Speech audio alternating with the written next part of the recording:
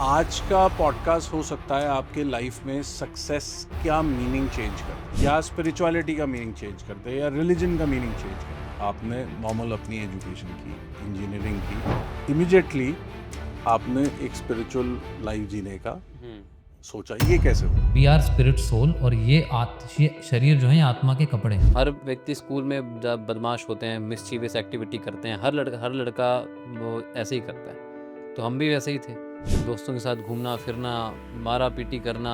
मैं जब भी कुछ गड़बड़ करता था मैं पकड़ा जाता था। जो पकड़े नहीं जाते वो दाऊद इब्राहिम बन जाते हैं। पूरी दुनिया भाग रही है, मोर सक्सेस, मोर फूड, हर चीज मोर मोर मोर मोर मोर, पर उसके साथ में मोर एंजाइटी, मोर डिप्रेशन। दुख क्यों मिलते हैं हमें? किस कारण से दुख मिलते हैं? कोई एक्सपेक्टेशन फेल होती है तो दुख मिलते हैं। अगर आपको पता होता कि एक्सपेक्टेशन करने से दुख मिलेगा तो आप एक्सपेक्टेशन करते। तो अज्ञानता ही दुखों का कारण है। रिलीजन और स्पिरिचुअलिटी में क्या फर्क है? मंदिर जाएंगे, वहाँ से भगवान से कुछ मांग के आ जाएंगे, मतलब यही सब कुछ चलता है। वो भी किसके लिए मांगते हैं? शरीर के लिए। क्या आपको ऐसे लगता है कि बच्चे एक एसेट हो गए? मेरी प्रॉपर्टी है, मेरी गाड़ी है, मेरा ये है, वैसे मेरा बच्चा है। माँ पैदा करे तो रघुनाथ का भक्त पैदा करे, नहीं तो बांझी से। देखो क्रूएल्टी, देखो आप, मतलब ऐसा भयंकर क्रूएल हो गए हैं लोग। मेरे को सुखी रहना है बस, बाकी भाड़ में गई दुनिया। जो आदमी स्पिरिचुअलिटी की तरफ ज़्यादा जा रहा है या उस तरफ उसका ध्यान जा रहा है, वो अपने रियल लाइफ के रिस्पॉन्सिबिलिटी से भाग रहा है। अगर आप स्पिरिचुअल नहीं हैं तो आप पशु के समान हैं।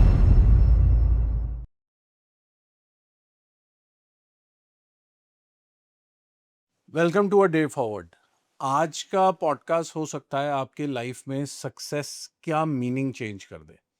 आज का पॉडकास्ट ये भी ऐसा हो सकता है कि आपके लिए पेरेंटिंग का मीनिंग चेंज कर दे, या स्पिरिचुअलिटी का मीनिंग चेंज कर दे, या रिलीजन का मीनिंग चेंज कर दे। आज हमारे साथ जो हमारे स्पेशल गेस्ट हैं वो हैं प्रभु अकाम भक्तिदास। इन्होंने एक इंजीनियरिंग की पहले, और एक स्ट्रक्चर्ड जो एक नॉर्मल लाइफ जीते हैं लोग हमारी दुनिया में, वो छोड़ के स्पिरिचुअल पाथ लिया और एक ऐसी लाइफ लीड करने की शुरू की कि मैं गीता का प्रचार करूंगा। मैं श्री कृष्णा ने जो कुछ गीता में लिखा है उसका प्रचार दुनिया में फैलाऊंगा। ये आसान नहीं था, बट भगवान ने इनको एक बहुत अच्छी देन दी। इनका बेटा ऐसा पैदा हुआ जिनको हम भागवत के नाम से जानते हैं, भागवत प्रभु के नाम से जानते हैं। आज हम इनसे जो बात करने वाले हैं, लाइफ के बारे में बात करने वाले हैं, सक्सेस के बारे में बात करने वाले हैं, पेरेंटिंग के बात करने वाले हैं, बहुत सारी ऐसी चीज़ों में बात करने वाले हैं जहां आपका जो सेल्फ बिलीव या जैसे आप लाइफ जीते हैं, मोस्ट प्रॉब्ली वो हिलेगा। सो हम वेलकम करते हैं प्रभु जी को। वेलकम जी। Hare Krishna, thank you very much. Hare Krishna ji. तो प्रभु जी, सबसे पहला सवाल यही है कि आपने नॉर्मल अपनी एजुकेशन की, इंजीनियरिंग की, मैं क्या सॉफ्टवेयर इंजीनियरिंग की, जी। और उसके बाद इमिडिएटली आपने एक स्पिरिचुअल लाइफ जीने का सोचा। ये कैसे हुआ? एक्चुअली स्टार्टिंग करते हैं स्कूल लाइफ से, क्योंकि वहीं पे ही बीज डला था कि ऐसा क्यों हुआ। स्कूल में जब थे तो ज़्यादा हर व्यक्ति स्कूल में जब बदमाश होते हैं, मिस्चीवियस एक्टिविटी करते हैं, हर लड़का वो ऐसे ही करता है। तो हम भी वैसे ही थे, दोस्तों के साथ घूमना फिरना, मारा पीटी करना, ठीक है, किसी से दुश्मनी हो गई उसको हेलमेट मार देना। कहाँ पे थी स्कूलिंग? जयपुर में सुबोध स्कूल। तो उस चक्कर में सस्पेंड हो जाते थे स्कूल से। टीचर सस्पेंड कर प्रिंसिपल सस्पेंड कर देती थी। घर पे पता लगता था, घर वाले भी झाड़ू लेके तैयार होते थे और इधर स्कूल वाले, हाँ, हमेशा रेस्टिकेट उनका पेन तैयार रहता था, रेडी होता था। तो ऐसा ऐसा होता था। अब मेरे साथ प्लस पॉइंट क्या हुआ, लोगों को लगता है ये माइनस पॉइंट, पर मुझे प्लस लगता है कि मैं जब भी कुछ गड़बड़ करता था मैं पकड़ा जाता था, और मैं पकड़ा जाता था तो टेंशन होती थी। जो पकड़े नहीं जाते वो दाऊद इब्राहिम बन जाते हैं। अच्छा। तो कहने का मतलब ये है कि पकड़ा गया तो मुझे एक स्टॉप लगता है, अरे यार ये क्या है, इधर से भी पनिशमेंट, इधर से भी पनिशमेंट। तो ऐसे करते करते एक दिन स्कूल जाना था। वो पहुंचे स्कूल के पास, मना कर दिया, लेट हो गए थे, मना कर दिया स्कूल नहीं आना। गार्ड ने कि नहीं नहीं आप लेट हो गए। तो हमने कहा ऐसे कैसे लेट हो गए, ऐसे कैसे नहीं जाने देगा तू, हम जाके दिखाएंगे तेरे को, ऐसे बोला। तो हम थोड़ा सा आगे गए पीछे के रास्ते से। पीछे क्या था, ट्री गार्ड था, ट्री गार्ड पे पैर रखा, टीन शेड पे चढ़ गए। टीन शेड पे चढ़ के ऐसे ऊपर चढ़ के नीचे कूद गए, ग्राउंड में कूद गए सीधा। अब उस वक्त गरम गरम खून था, पता नहीं था क्या हुआ, पैर में ट्री गार्ड का एक रॉड घुस के निकल गया, पता ही नहीं लगा। बस जाने की जिद थी कि जाएंगे, ऐसे थे। अब जैसे वाइट पैंट होती है ना स्कूल में, वेडनेसडे और सैटरडे पे वाइट पैंट हाँ और जी, हाँ जी। ड्रेस अलग होती है नॉर्मल ड्रेस से, तो वो वाइट पैंट थी, वो पूरी लाल हो गई, वो भी हमें पता नहीं लगा। अंदर जब गए ग्राउंड में तब दोस्तों ने बताया, अरे तेरे पैंट के क्या ये लाल, कैसे खून कैसे आ रहा है? तो मैंने देखा यार ये सही बात है, तो खून कैसे आ रहा है, देखा तो कट लग गया पैर में। तो सब लोगों ने जो अपने उसी का हॉस्पिटल होता है स्कूल का ही, वहाँ ले गए डॉक्टर रूम में। वहाँ पे प्रिंसिपल आ गई, प्रिंसिपल मुझे फ्रूटी पिला रही थी, कह रहे थे बेटा क्या हो गया, बताओ क्या हो गया। मैंने कहा मैडम क्या आप लोगों ने वहाँ पे लकड़ियाँ वकड़ियाँ और लोहे लक्कड़ सब रख रखे हैं स्कूल में, वहाँ पे फुटबॉल ग्राउंड के पास में, घुस गया मेरे पैर में, क्या करते हो आप? तो बोला ओ बेटा सॉरी सॉरी, ऐसे करते। इतनी देर में जो गार्ड था वो तो सीसीटीवी कैमरे में सब देख रहा था क्या हो उसको रहा पता था। था क्या? उसको पता था, वो डंडा लेके आया कि मैडम ये कूदा है, ये कूदा है। पर मैंने कहा यार फंस गए। तो फिर मैडम ने, बगल में दुर्लभ जी हॉस्पिटल था जयपुर का फेमस, वहाँ पे हमें भेजा गया क्योंकि खून रुक नहीं रहा था। तो वहाँ गए तो 7-8 टाँके आए। फिर इतनी देर में जब वापस पट्टी वट्टी करा के आए तो प्रिंसिपल के सामने मेरे पेरेंट्स बैठे थे। अब पेरेंट्स ने प्रिंसिपल ने कहा कि दिन प्रतिदिन इसकी हरकतें बढ़ती जा रही है, क्या है ये? तो मेरे पिताजी बोलते हैं, नहीं वैसे तो मेरा बेटा सिंसियर ही है। तो प्रिंसिपल ने टेबल पे हाथ रखा और लिटरली कहा सिंसियर माय फुट। उन्होंने ड्रॉर खोला और ड्रॉर में से कैलेंडर निकाला और 15 दिन काट दिए और मेरे मुंह पे फेंक दिया। बोले ये सिंसियर है ये? इतने बड़े बड़े बाल होते थे। तो कहते बाल देखो इसके मवालियों के जैसे बाल है। कहते क्या, क्या है ये, सिंसियर लगता है आपको ये? मैंने कहा यार क्या है यार, मैंने कहा पिताजी सब कुछ सही चल रहा था, आपने क्या बीच में बोल दिया। तो भाई फिर मेरी माता जी पूछती बेटा क्या करते हो तुम स्कूल में, इतना क्यों माता वो मैडम तुमसे इतना क्यों वो कर रही थी, इसका मतलब बदमाशी तो तुम करते हो। तो ऐसे चलता रहा बहुत बार, एक एक महीने के लिए रेस्ट्रिकेट हो गए, कभी क्या हो गया कभी क्या हो गया। तो एट लास्ट मेरी मदर का ये लक्ष्य बन गया कि मेरे बेटे को सुधारना है, कुछ करें इसका, ये सुधर ही नहीं रहा। तो फिर 12th क्लास हो गई, कॉलेज में एडमिशन हो गया था एसआरएम यूनिवर्सिटी में। तो कॉलेज जाना था, बीच का समय था 1 महीने का। सोचा कि थोड़ी और मस्ती कर लेते हैं दोस्तों के साथ, फिर तो जयपुर छूट जाएगा, दिल्ली जाना पड़ेगा। तो अब उस दिन फ्रेंडशिप्स डे था, 2 अगस्त 2009 की बात है। फ्रेंडशिप्स डे था, मैं अपने दोस्तों के साथ घूमने जाना था। मेरी मदर ने मुझे कहा कि एक गुरुजी आए हैं वृंदावन से, उनका 7 डेज़ का गीता के ऊपर सेमिनार है, तुम चलो। अच्छा। तो मैंने कहा मैं नहीं, मेरे लिटरली वर्ड थे उस वक्त, देखो मैं नहीं जाता बाबाओं के पास, ये गुरुओं के पास मैं नहीं नहीं था। जाता। मेरे को अपने दोस्तों के साथ घूमने जाना है, फ्रेंडशिप डे है, अपना दिन खराब क्यों करूँगा आपके चक्करों में। तो उन्होंने कहा कि फोर्स किया, मैंने मना कर दिया। तो उन्होंने कहा चल तू मुझे छोड़ के आ जाना वहाँ पे। मैंने कहा ठीक है, I will leave you there, no problems. मैं गया, मैंने दोस्तों को वहीं बुला लिया, बोला आ जाना वहाँ पे। मैंने मदर को छोड़ा, मदर अंदर चली गई, मैं बाहर वेट कर रहा था। अब मुरली बजी भगवान कृष्ण की, उन्होंने ऐसी मुरली बजाई कि मेरे दोस्तों की गाड़ी पंचर हो गई, वो अटक गए वहीं। मेरी मदर पानी पीने के बहाने बाहर आई, पानी पीना था उनको, बाहर आई तो मेरे को बोली क्या तू यहीं खड़ा है अभी तक? मैंने कहा इंतज़ार कर रहा हूँ, दोस्तों की गाड़ी पंचर हो गई। कह रहे अंदर ही बैठ जा, गर्मी में क्यों खड़ा है, अंदर हॉल में एसी चल रहा है, बैठ जा आराम से। मैंने कहा ठीक है चलो बैठ जाते हैं। जब मैं अंदर गया, वहाँ बैठा, तो वो एटमॉस्फेयर पूरा स्पिरिचुअल, वहाँ पे भगवान का मंदिर, ऑल्टर वगैरह सब लगा हुआ, और जो हमारे शिक्षा गुरु हैं बाद में जो बने, तो वो वहाँ पे ही was giving lecture on Bhagavad Gita. First day was there, पहले दिन बता रहे थे। ऐसे ही प्रश्न पूछा उन्होंने कि क्या है जीवन का लक्ष्य, तो इंटरेक्टिव करते हैं अपने सेशन को। तो उन्होंने पूछा सबसे क्या है जीवन का लक्ष्य, सब बताओ, सबने कुछ भी बताया। फिर हमें भी था बोलने का शौक, तो हमने हाथ खड़ा करा, हाँ। तो बोलो बोलो। मैंने कहा मृत्यु। कहते मूर्ख हो तुम। मैंने कहा यार कमाल हो गया। मैंने कहा मूर्ख क्यों है? मैंने कहा मरने पर ही तो सब खत्म हो जाएगा, जो जो खत्म हो गया बस वही लक्ष्य है। हम तो यही सुनते आए थे कि भाई एक दिन मर जाओगे, सब कुछ हो के एक दिन मर जाओगे, बस खत्म, बस फिर पुटलिया में जाके हरिद्वार में बहा दोगे, खत्म हो गया सब, वही तो लक्ष्य है। तो कहते यही तो तुम गलती करते हो, तुम युवा युवा लोग यही तो गलती करते हो, सोचते हो कि मृत्यु पे ही सब खत्म हो जाएगा। अरे मृत्यु तो नए जीवन की शुरुआत है। बोला कि भगवत गीता में लिखा है जातस्य ही ध्रुवो मृत्यु ध्रुव जन्म मृतस्य च। जातस्य ही ध्रुव मृत्यु, जिसने जन्म लिया है उसकी मृत्यु निश्चित है, और ध्रुव जन्म मृतस्य च, और जिसकी मृत्यु हो गई है उसका पुनर्जन्म भी निश्चित है। बोलो तुम तो आत्मा हो, तुम ये शरीर नहीं हो।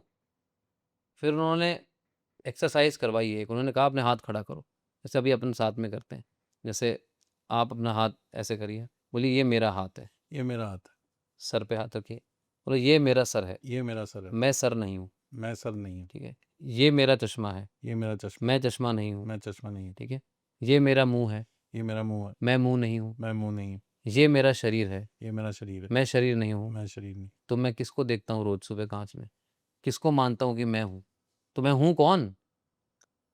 मैं बिल्कुल ब्रेन खुल गया एक ही बार में। वास्तव में हम तो, मैं अपनी तो बात करता ही नहीं जीवन में, मेरा घर, मेरी गाड़ी, जैसे माइक है, मेरा माइक, मेरी कुर्सी, मेरा ऑफिस, मेरे की बात कर रहा हूँ मैं अपनी पूरा लाइफ में। आप देखो, आप बैठ के सोचो और बोलते रहो मेरा मेरा मेरा, मैं तो मेरे की बात कर रहा हूँ यार। मेरा रिश्ता, मेरी पत्नी, मेरे बच्चे, मेरे माता पिता, मेरे, पर मैं कौन हूँ। और मेरा शरीर बोलते हैं हम, माई बॉडी, इंग्लिश में भी क्या बोलते हैं, My body. My body. My body, then who the hell am I, मैं कौन हूं। तो फिर उन्होंने बताया भगवत गीता ही इसका आंसर करती है, हमारे वेद शास्त्र ही इसका आंसर करते हैं, साइंस के पास इसका आंसर नहीं है। उनको तो पता ही नहीं है क्या हो रहा है, साइंस को तो, कि कौन बोल रहा है, मन बोल रहा है, बुद्धि बोल रही है, या ये इंद्रियां बोल रही है, कौन बोलता है, कौन समझता है। साइंस के पास तो आंसर ही नहीं है इसका। तो वास्तव में जो भगवत गीता की साइंस कहती है वो ये कहती है कि वी आर स्पिरिट सोल, और ये शरीर जो है ये आत्मा के कपड़े हैं। जैसे हम कपड़े बदलते हैं वैसे ही ये आत्मा शरीर बदलता है। It's that simple. अब कोई, हमने रात वाले कपड़े उतारे और दूसरे कपड़े पहन लिए, तो घर वाले हमें ऐसे कहते हैं कि हाय मर गया।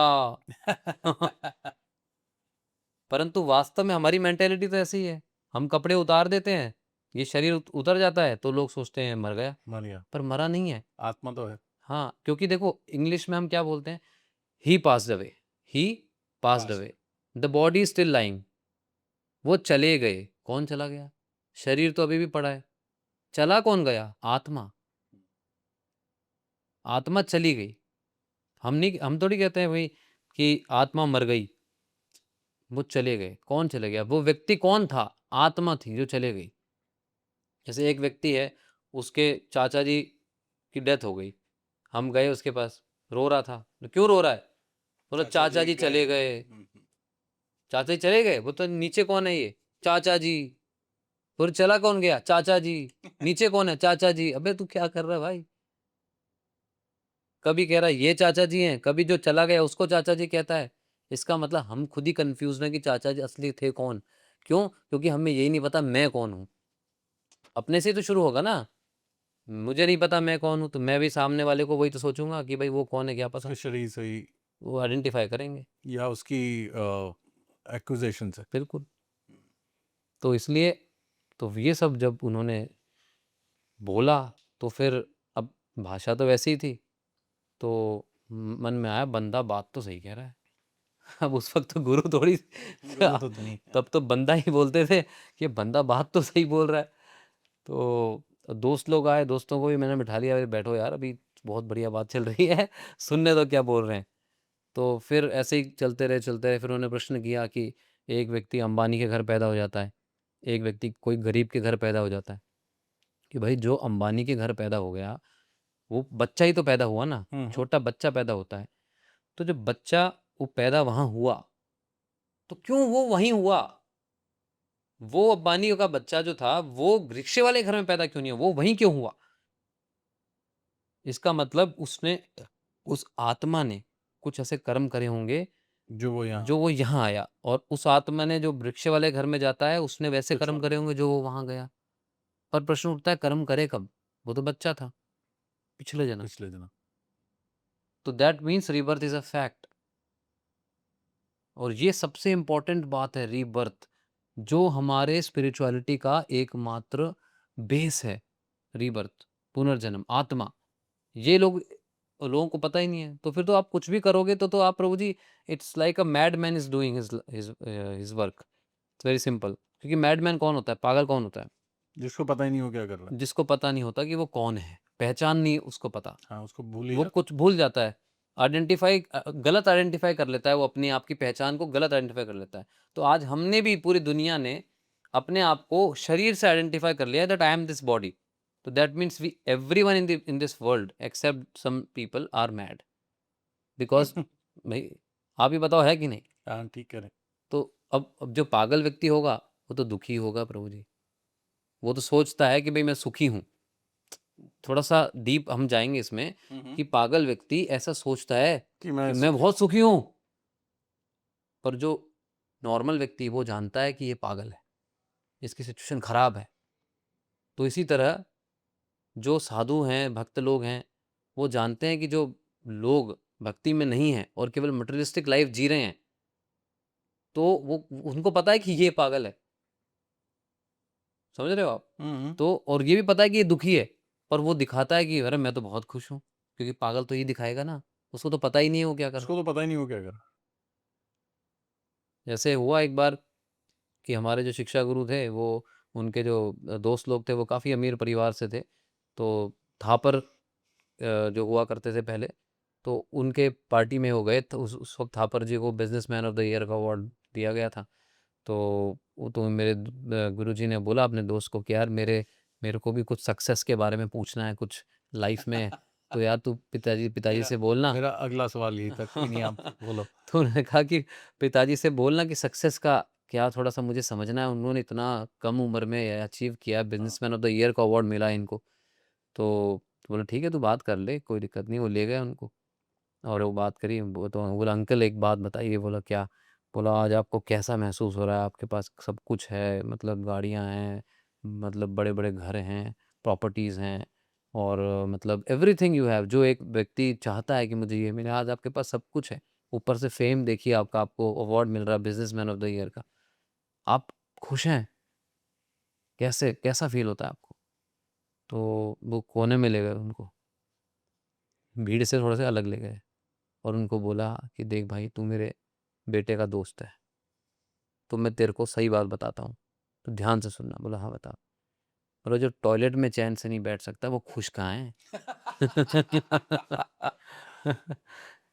कह रहे ये तो सब, मतलब हमें मिलियन डॉलर स्माइल रखनी पड़ती है अपने फेस पे, नहीं तो मैं मूर्ख लगूंगा। इतना पूरा जीवन बर्बाद कर दिया अपना मैंने, और अगर मैं ऐसे कहूंगा कि मैं दुखी हूं तो पागल नहीं लगूंगा दुनिया के सामने।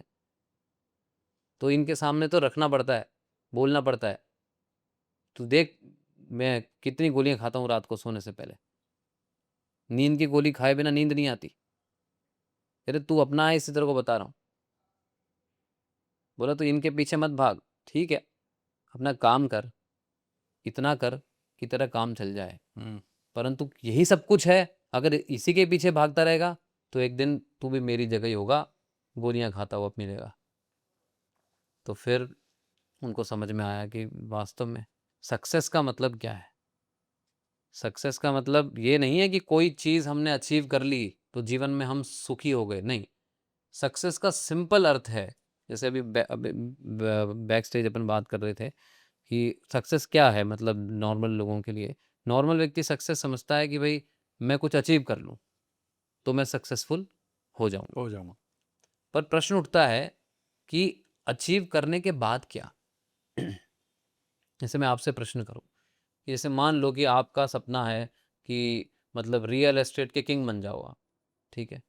तो मान लो कि आप बन गए किंग, उसके बाद क्या? उस वो किंग बनने आपको, आप उस पोज़ीशन पे चले गए, किंग बन गए आप। अब आपको क्या फीलिंग आएगी?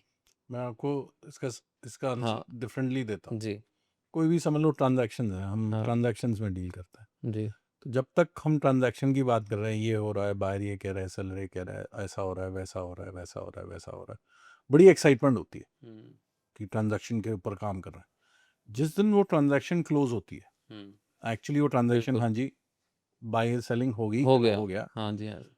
अब तो सिर्फ प्रोसेस है कि पेमेंट्स आनी है हाँ, नहीं है। हाँ। और पेपर होने हैं, पोजीशन मिलने हैं, तो हम्म, एक प्रोसेस है और उसमें हमारे को हमारे मेहनताना मिल जाएगा। जैसे ही वो, जिस दिन वो बस टोकन होता है और होता है। वो हो गई ट्रांजैक्शन, हाँ।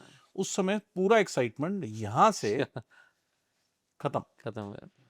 हाँ, फिर हो आप गया ऐसे बस। बैठते हो थोड़ी देर, तो अच्छा ये था, चलो नेक्स्ट करते हैं। नेक्स्ट करते हैं। हाँ, राइट। फिर आप नेक्स्ट में जाते हो, हम्म, क्योंकि क्योंकि उस समय इस चीज का आंसर नहीं होता, वही जो आप हाँ, पूछ रहे हो, किंग बन हाँ, गए तो क्या, मैं तो हाँ, एक ट्रांजैक्शन से बोल रहा हूँ, हाँ जी। उसके बाद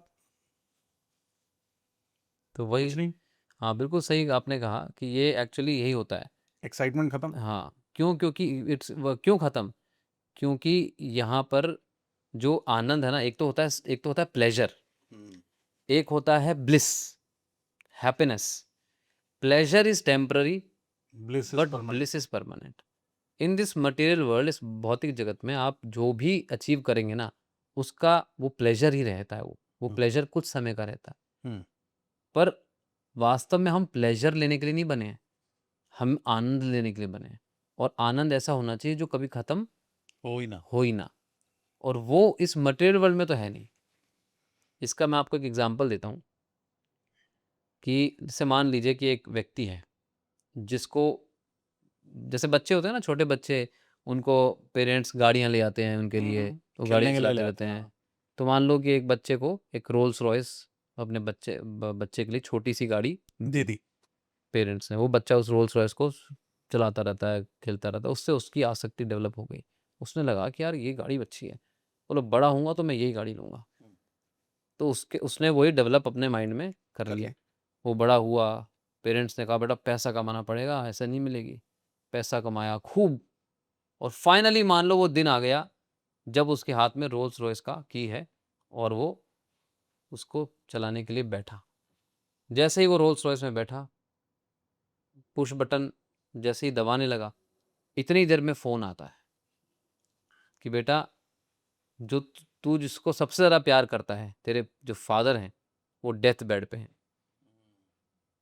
अब बताओ इस सिचुएशन में क्या उसको रोल्स रॉयस चलाने में मज़ा आएगा? कितनी मेहनत करी है पर उसने उसको प्राप्त करने के लिए। इसका मतलब क्या है कि बाहरी चीज़ें हमें सुख नहीं देती। अंदर सब गड़बड़ गया ना, उसके अंदर सब गड़बड़ हो गया, उसके माइंड सारा खत्म, मतलब और डिस्टर्ब हो गया। डिस्टर्ब हो गया। क्यों? क्योंकि उसके जो फादर है, जो जिनसे सारा लगाव है, उसको आसक्ति है, अटैचमेंट है, वो डेथ बेड पे हैं, तो उसका सारा फंक्शन अंदर का बिगड़ गया। तो अब चाहे उसको आप कुछ भी दे दो, कुछ भी दे दो, उसको नहीं, उसको नहीं उसमें मज़ा आएगा। ये आपको वहीं बैठे हुए समझ में आ गया था लेक्चर सुनते हो? हाँ, वो बताते हैं, इस तरह से बताते हैं तो समझ में आया। तो मैंने कहा वास्तव में इसमें इसका मतलब happiness is a state of mind. जो कहते हैं ना happiness is a state of mind, वो इस एग्जांपल से क्लियर होता है। वास्तव में स्टेट ऑफ माइंड है। सब कुछ होने के बाद भी वो खुश नहीं है। तो फिर इसलिए इसका मतलब क्या है, इंटेलिजेंट व्यक्ति ना स्टेट ऑफ माइंड को डेवलप करने में अपना जीवन लगाएगा, ना कि अपने चीज़ों को बढ़ाने में। चीज़ें हैं, वो आपके पास हैं, कोई बात नहीं, इम्पेडिमेंट नहीं है वो। हम नहीं कह रहे कि आप सब कुछ छोड़ दो, लीव एवरीथिंग, छोड़ दो धंधा पानी सब कुछ छोड़ दो और बाबा जी बन जाओ, वृंदावन में आ जाओ तो बहुत बढ़िया। पर हम नहीं कह रहे कि भाई, जैसे अर्जुन थे, अर्जुन जी जब योद्धा के रूप में कार्य कर रहे थे, तब भगवान ने उनको नहीं कहा कि भाई अर्जुन तू छोड़ दे, चल छोड़, नहीं हो रहा तेरे से युद्ध, छोड़ दे, चल जा, जो जंगल चले जा। यही कर, यही तेरा। हाँ, उन्होंने कहा अभी एट प्रेजेंट धर्म की रक्षा करनी है, उसका भार तुम पे है, कर्तव्य है तुम्हारा, क्षत्रिय हो तुम, तो इसलिए तुम अभी इस युद्ध को करो।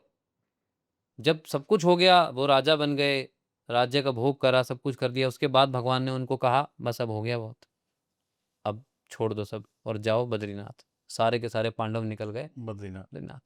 तो बद्रिकाश्रम, तो कहने का मतलब क्या है कि भगवान ने स्पष्ट कहा कि भगवान को मालूम है कि भाई अभी इसकी क्या स्थिति है।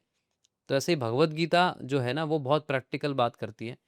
अभी आप जो कार्य कर रहे हो, आप उसको करो, हम्म। ठीक है, पर प्रश्न ये उठता है कि लक्ष्य क्या होना चाहिए हमारा, कार्य को करने का लक्ष्य क्या होना चाहिए, that is very very important. हम सबका लक्ष्य आनंद है, एवरीवन वांट्स आनंद। और आपको उस दिन आनंद आ गया था, बिल्कुल। इसलिए आपने बोला। हाँ, तो जब आपने चूज किया कि मेरे को ये जर्नी में जाना है, तो कोई रेजिस्टेंस नहीं आई फैमिली से, या वो ओके थे? नहीं फैमिली तो बल्कि मुझे लेके जाना चाहती थी इसमें। नहीं नहीं, हाँ, आपने। पूरी तरह। हाँ, पूरी हाँ, तरह जब से। मैं वो तो चलो ठीक है, उन्होंने देख वो तो यही चाहते थे फैमिली वाले कि भई ठीक है, थोड़ा बहुत अच्छा बच्चा बन जाए। हाँ, काम भी करता रहे। काम भी करता रहे और वो भी करता रहे। पर जब मैंने अपना कॉलेज किया तो फिर मैंने पढ़ा, जितना शास्त्र पढ़ा था तो उसमें यही पढ़ा था कि अपना जीवन गुरु के अनुसार जीना चाहिए। गुरु से पूछकर ही अपना जीवन जीना चाहिए, वो ज़्यादा बेटर रहता है। आप ज़्यादा हेड मत बनो अपने लाइफ़ के। एक आइडल होना चाहिए आपके लाइफ़ में जिसके पीछे आप चलो, तो आप खुश रहोगे। और वो आइडल अगर गुरु हो और गुरु प्रामाणिक हो, जो बोनाफाइड हो, जो शास्त्रों से अनुमोदित हो, उसके ही शरण में जाओ। तो फिर मैंने उनसे पूछा गुरुदेव से कि भई क्या करना चाहिए मुझे? इंजीनियरिंग कंप्लीट हो गई, कॉर्पोरेट वर्ल्ड में जाना है, क्या करना है? मर्चेंट नेवी में मेरा सिलेक्शन हुआ था। They wanted to offer me कि आप कैप्टन बन जाओगे, 3 बीएससी नॉटिकल साइंस कर लो, you will be captain and थोड़े दिनों बाद आपका 10 लाख रुपए महीने का शुरू हो जाएगा। हम्म। तो उन्होंने मुझे सब बताया, पर मैंने कहा कि करूँगा क्या? मतलब स्पिरिचुअलिटी कैसे प्रैक्टिस करूँगा वहाँ पे? क्योंकि 6 महीने शिप पे, 6 महीने यहाँ, भक्तों का संग ही नहीं रहेगा और वहाँ पे सी फूड खाना पड़ेगा। तो मैंने कहा पॉसिबल नहीं है। पैसा तो चलो ठीक है, वो ये विश्वास था कि किस्मत में होगा तो आ जाएगा, चाहे कर्म कहीं भी करो। पर फिर देखा कि पूछा गुरुजी से क्या करना चाहिए? तो उन्होंने बोला कि देखो ब्राह्मण का जो काम होता है ना, बिकॉज़ ब्राह्मण जो होता है वो जन्म और कर्म 2 चीज़ें होती है ना। हाँ। क्या फैल गया है आजकल कि जन्म ब्राह्मण का बेटा ब्राह्मण होता है, ऐसा हाँ। फैल गया, पर ऐसा नहीं है। भगवत गीता में आज हमारा लेक्चर गुड़गांव में उसी उसी के लिए था। चातुर्वर्ण माया शिष्टम गुणा कर्म विभागश। भगवान कहते हैं 4 वर्णों की जो सृष्टि करी है ना, वो गुणों और कर्मों के अनुसार विभाजन किया है। ब्राह्मण गुण और कर्म से, वैश्य गुण और कर्म से, क्षत्रिय भी गुण और कर्म से होना चाहिए और शूद्र भी गुणों और कर्मों से होना चाहिए। जन्म से नहीं, ब्राह्मण का बेटा ब्राह्मण नहीं कहलाता, ब्राह्मण बंधु कह सकते हो उसको आप। पर अच्छा। जब तक वो ब्राह्मण का बेटा ब्राह्मण की क्वालिटीज़ उत्पन्न नहीं करता अपने लाइफ में, वो तब ब्राह्मण तक वो नहीं। ब्राह्मण नहीं है। उसके जैसे गुण हैं, वो वही कहलाएगा। जैसे कि आज क्या है कि मेंटालिटी वैश्य की, बन गए पुलिस वाले। तो वहाँ भी क्या करेंगे? धंधा ही करेंगे, क्योंकि बिज़नेस वाली मेंटालिटी है, तो वहाँ पर भी वो यही करेंगे। तो इसलिए ये बहुत इम्पोर्टेंट होता था हमारे शास्त्र में कि करियर कैसे चूज़ करें, मेंटालिटी के हिसाब से करना चाहिए। जिसकी जो मेंटालिटी है उसको मेंटालिटी वो है, दिया जाए। उसको वो दिया जाए। पर पेरेंट्स तो क्या करते हैं कि अभी लॉ का टाइम चल रहा है, सब वकील बनो, हाँ। इंजीनियर बन रहे हैं, धनाधन इंजीनियर बन रहे हैं।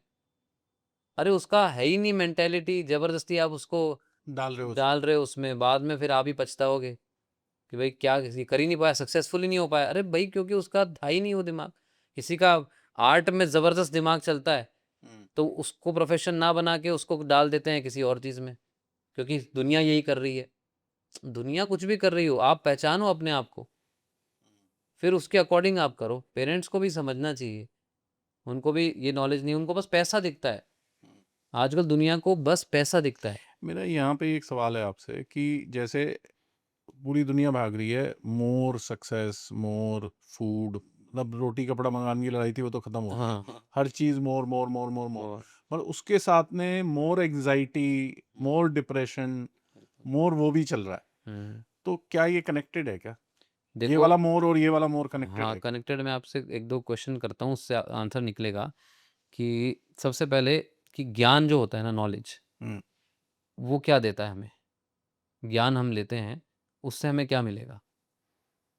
ज्ञान लेने से क्या चलो मिलेगा? उल्टा चलते हैं, हाँ। दुःख क्यों मिलते हैं हमें? किस कारण से दुःख मिलते हैं? एक्सपेक्टेशन होती है हमारी, कोई एक्सपेक्टेशन फेल होती है तो दुख मिलते हैं। अगर आपको पता होता कि एक्सपेक्टेशन करने से हम्म। दुःख मिलेगा, तो आप एक्सपेक्टेशन करते? ना। तो इसका मतलब क्या है? Ignorance of the fact.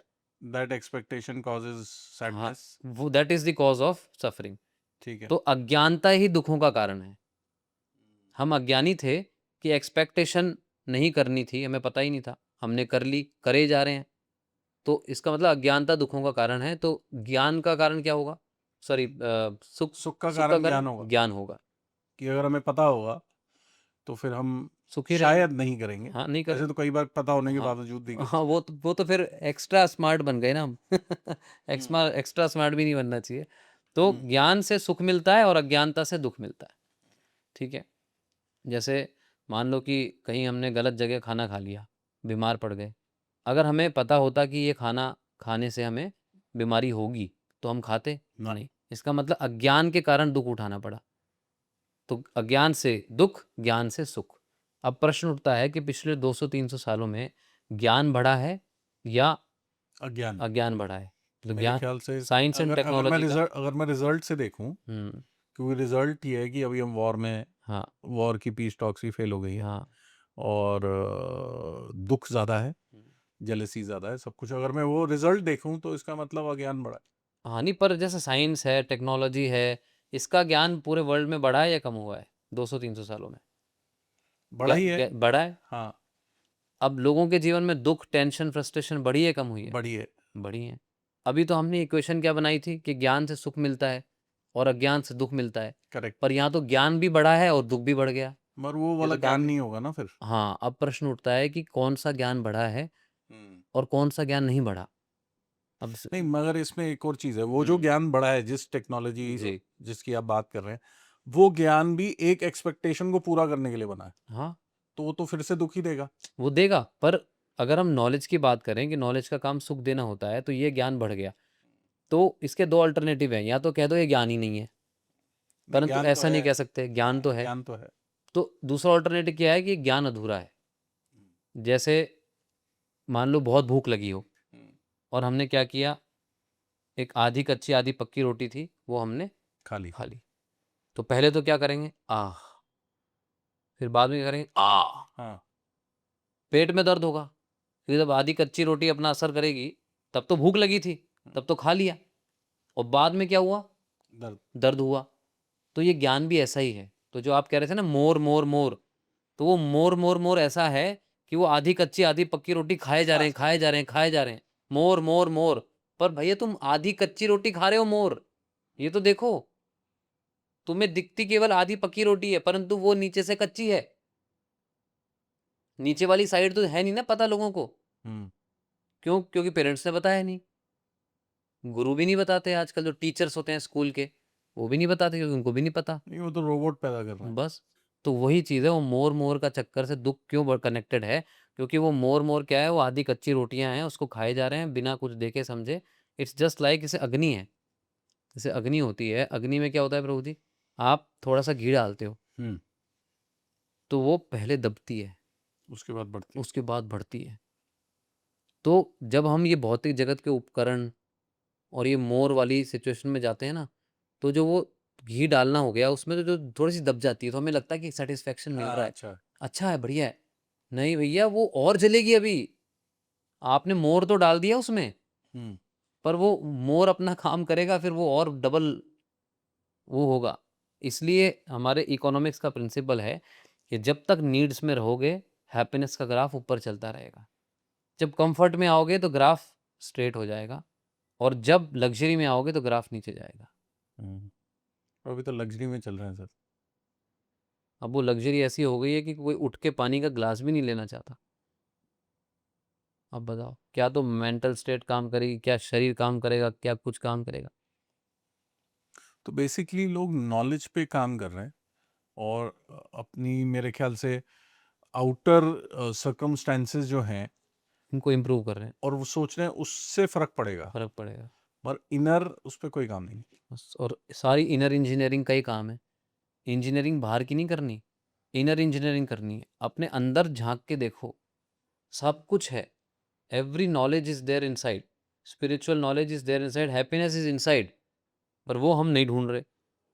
एक सवाल आता है मेरे को, रिलीजन और स्पिरिचुअलिटी में क्या फर्क है, अंतर क्या है? Religion is faith, religion talks about faith, spirituality talks about fact.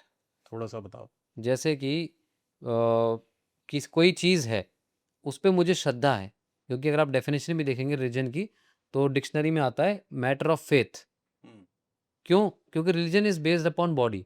जैसे कि मान लो कि अगर एक हॉस्पिटल में एक मुस्लिम का बच्चा है और एक हिंदू का हिंदू का बच्चा बच्चा। है, ठीक है, नर्स आती है, गलती से दोनों को एक्सचेंज कर देती है, एक्सचेंज हो गए, तो क्या हुआ?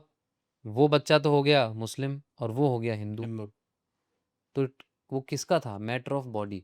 मतलब हम्म, वो फैक्ट नहीं है, वो तो बॉडी उसके वहां पल गई, तो वो रिलीजन में मुसलमान बन गया, और ये वो इसके यहाँ बॉडी पल गई तो वो हिंदू हो गया।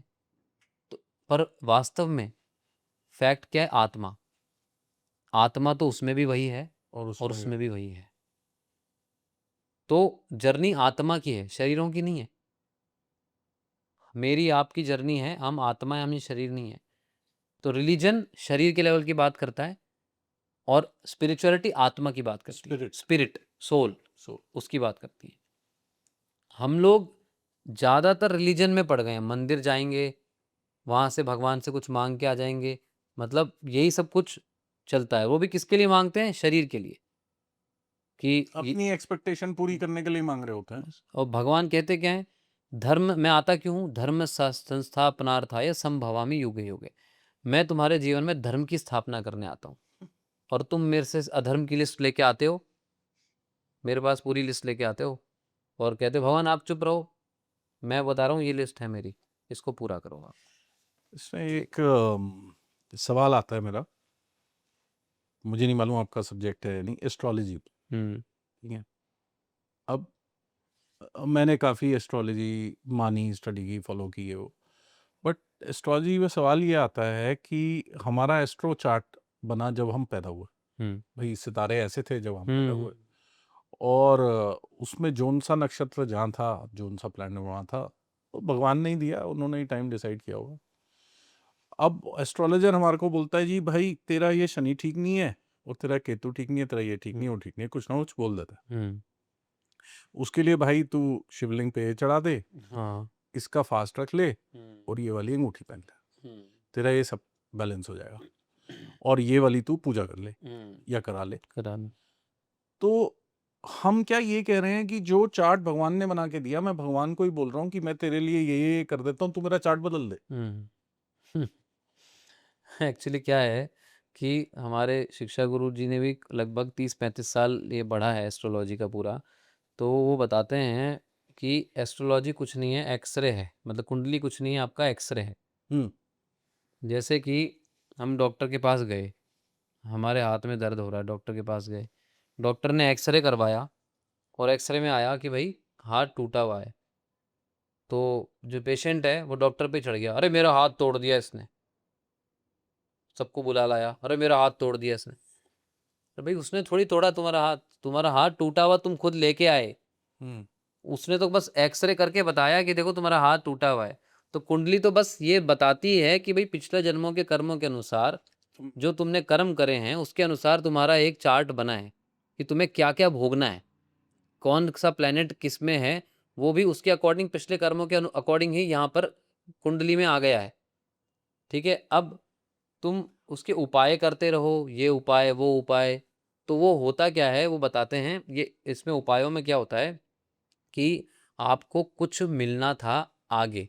जैसे आपको एक सिचुएशन आपकी ऐसी खराब आनी थी, तब आपको कुछ मान लो 10,000 रुपये मिलने थे, ठीक है, परंतु अभी आपकी ठीक ठाक सिचुएशन है, पर अभी आप उसको समझ रहे हो बहुत बुरी हालत है, क्या करूं?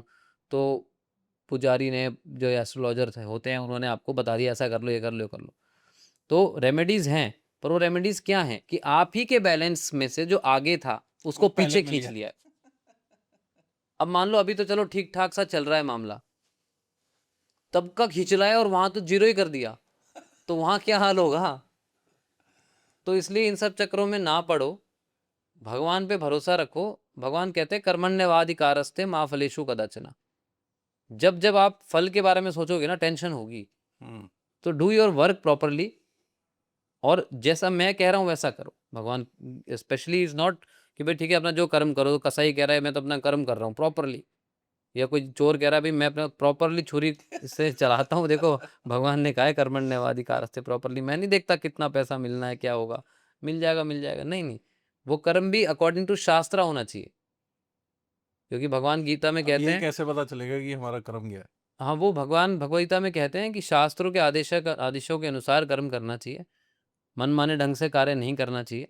तो शास्त्र तो आदेश देते ही हैं सही कर्म क्या है, गलत कर्म क्या है, क्या करना चाहिए, किसको किसी को नुकसान मत पहुँचाओ, अपना कर्म करो, ठीक है जो भी है। पर मेन जो हम सब मनुष्य मानव जाति के लिए कार्य करने के लिए बोला गया है, वो भक्ति करने के लिए बोला गया है। भक्ति किसकी? भगवान की। क्यों? प्रश्न उठता है क्यों? भगवान की भक्ति क्यों? क्योंकि वो हमें इस जन्म मृत्यु के चक्कर से निकालेंगे।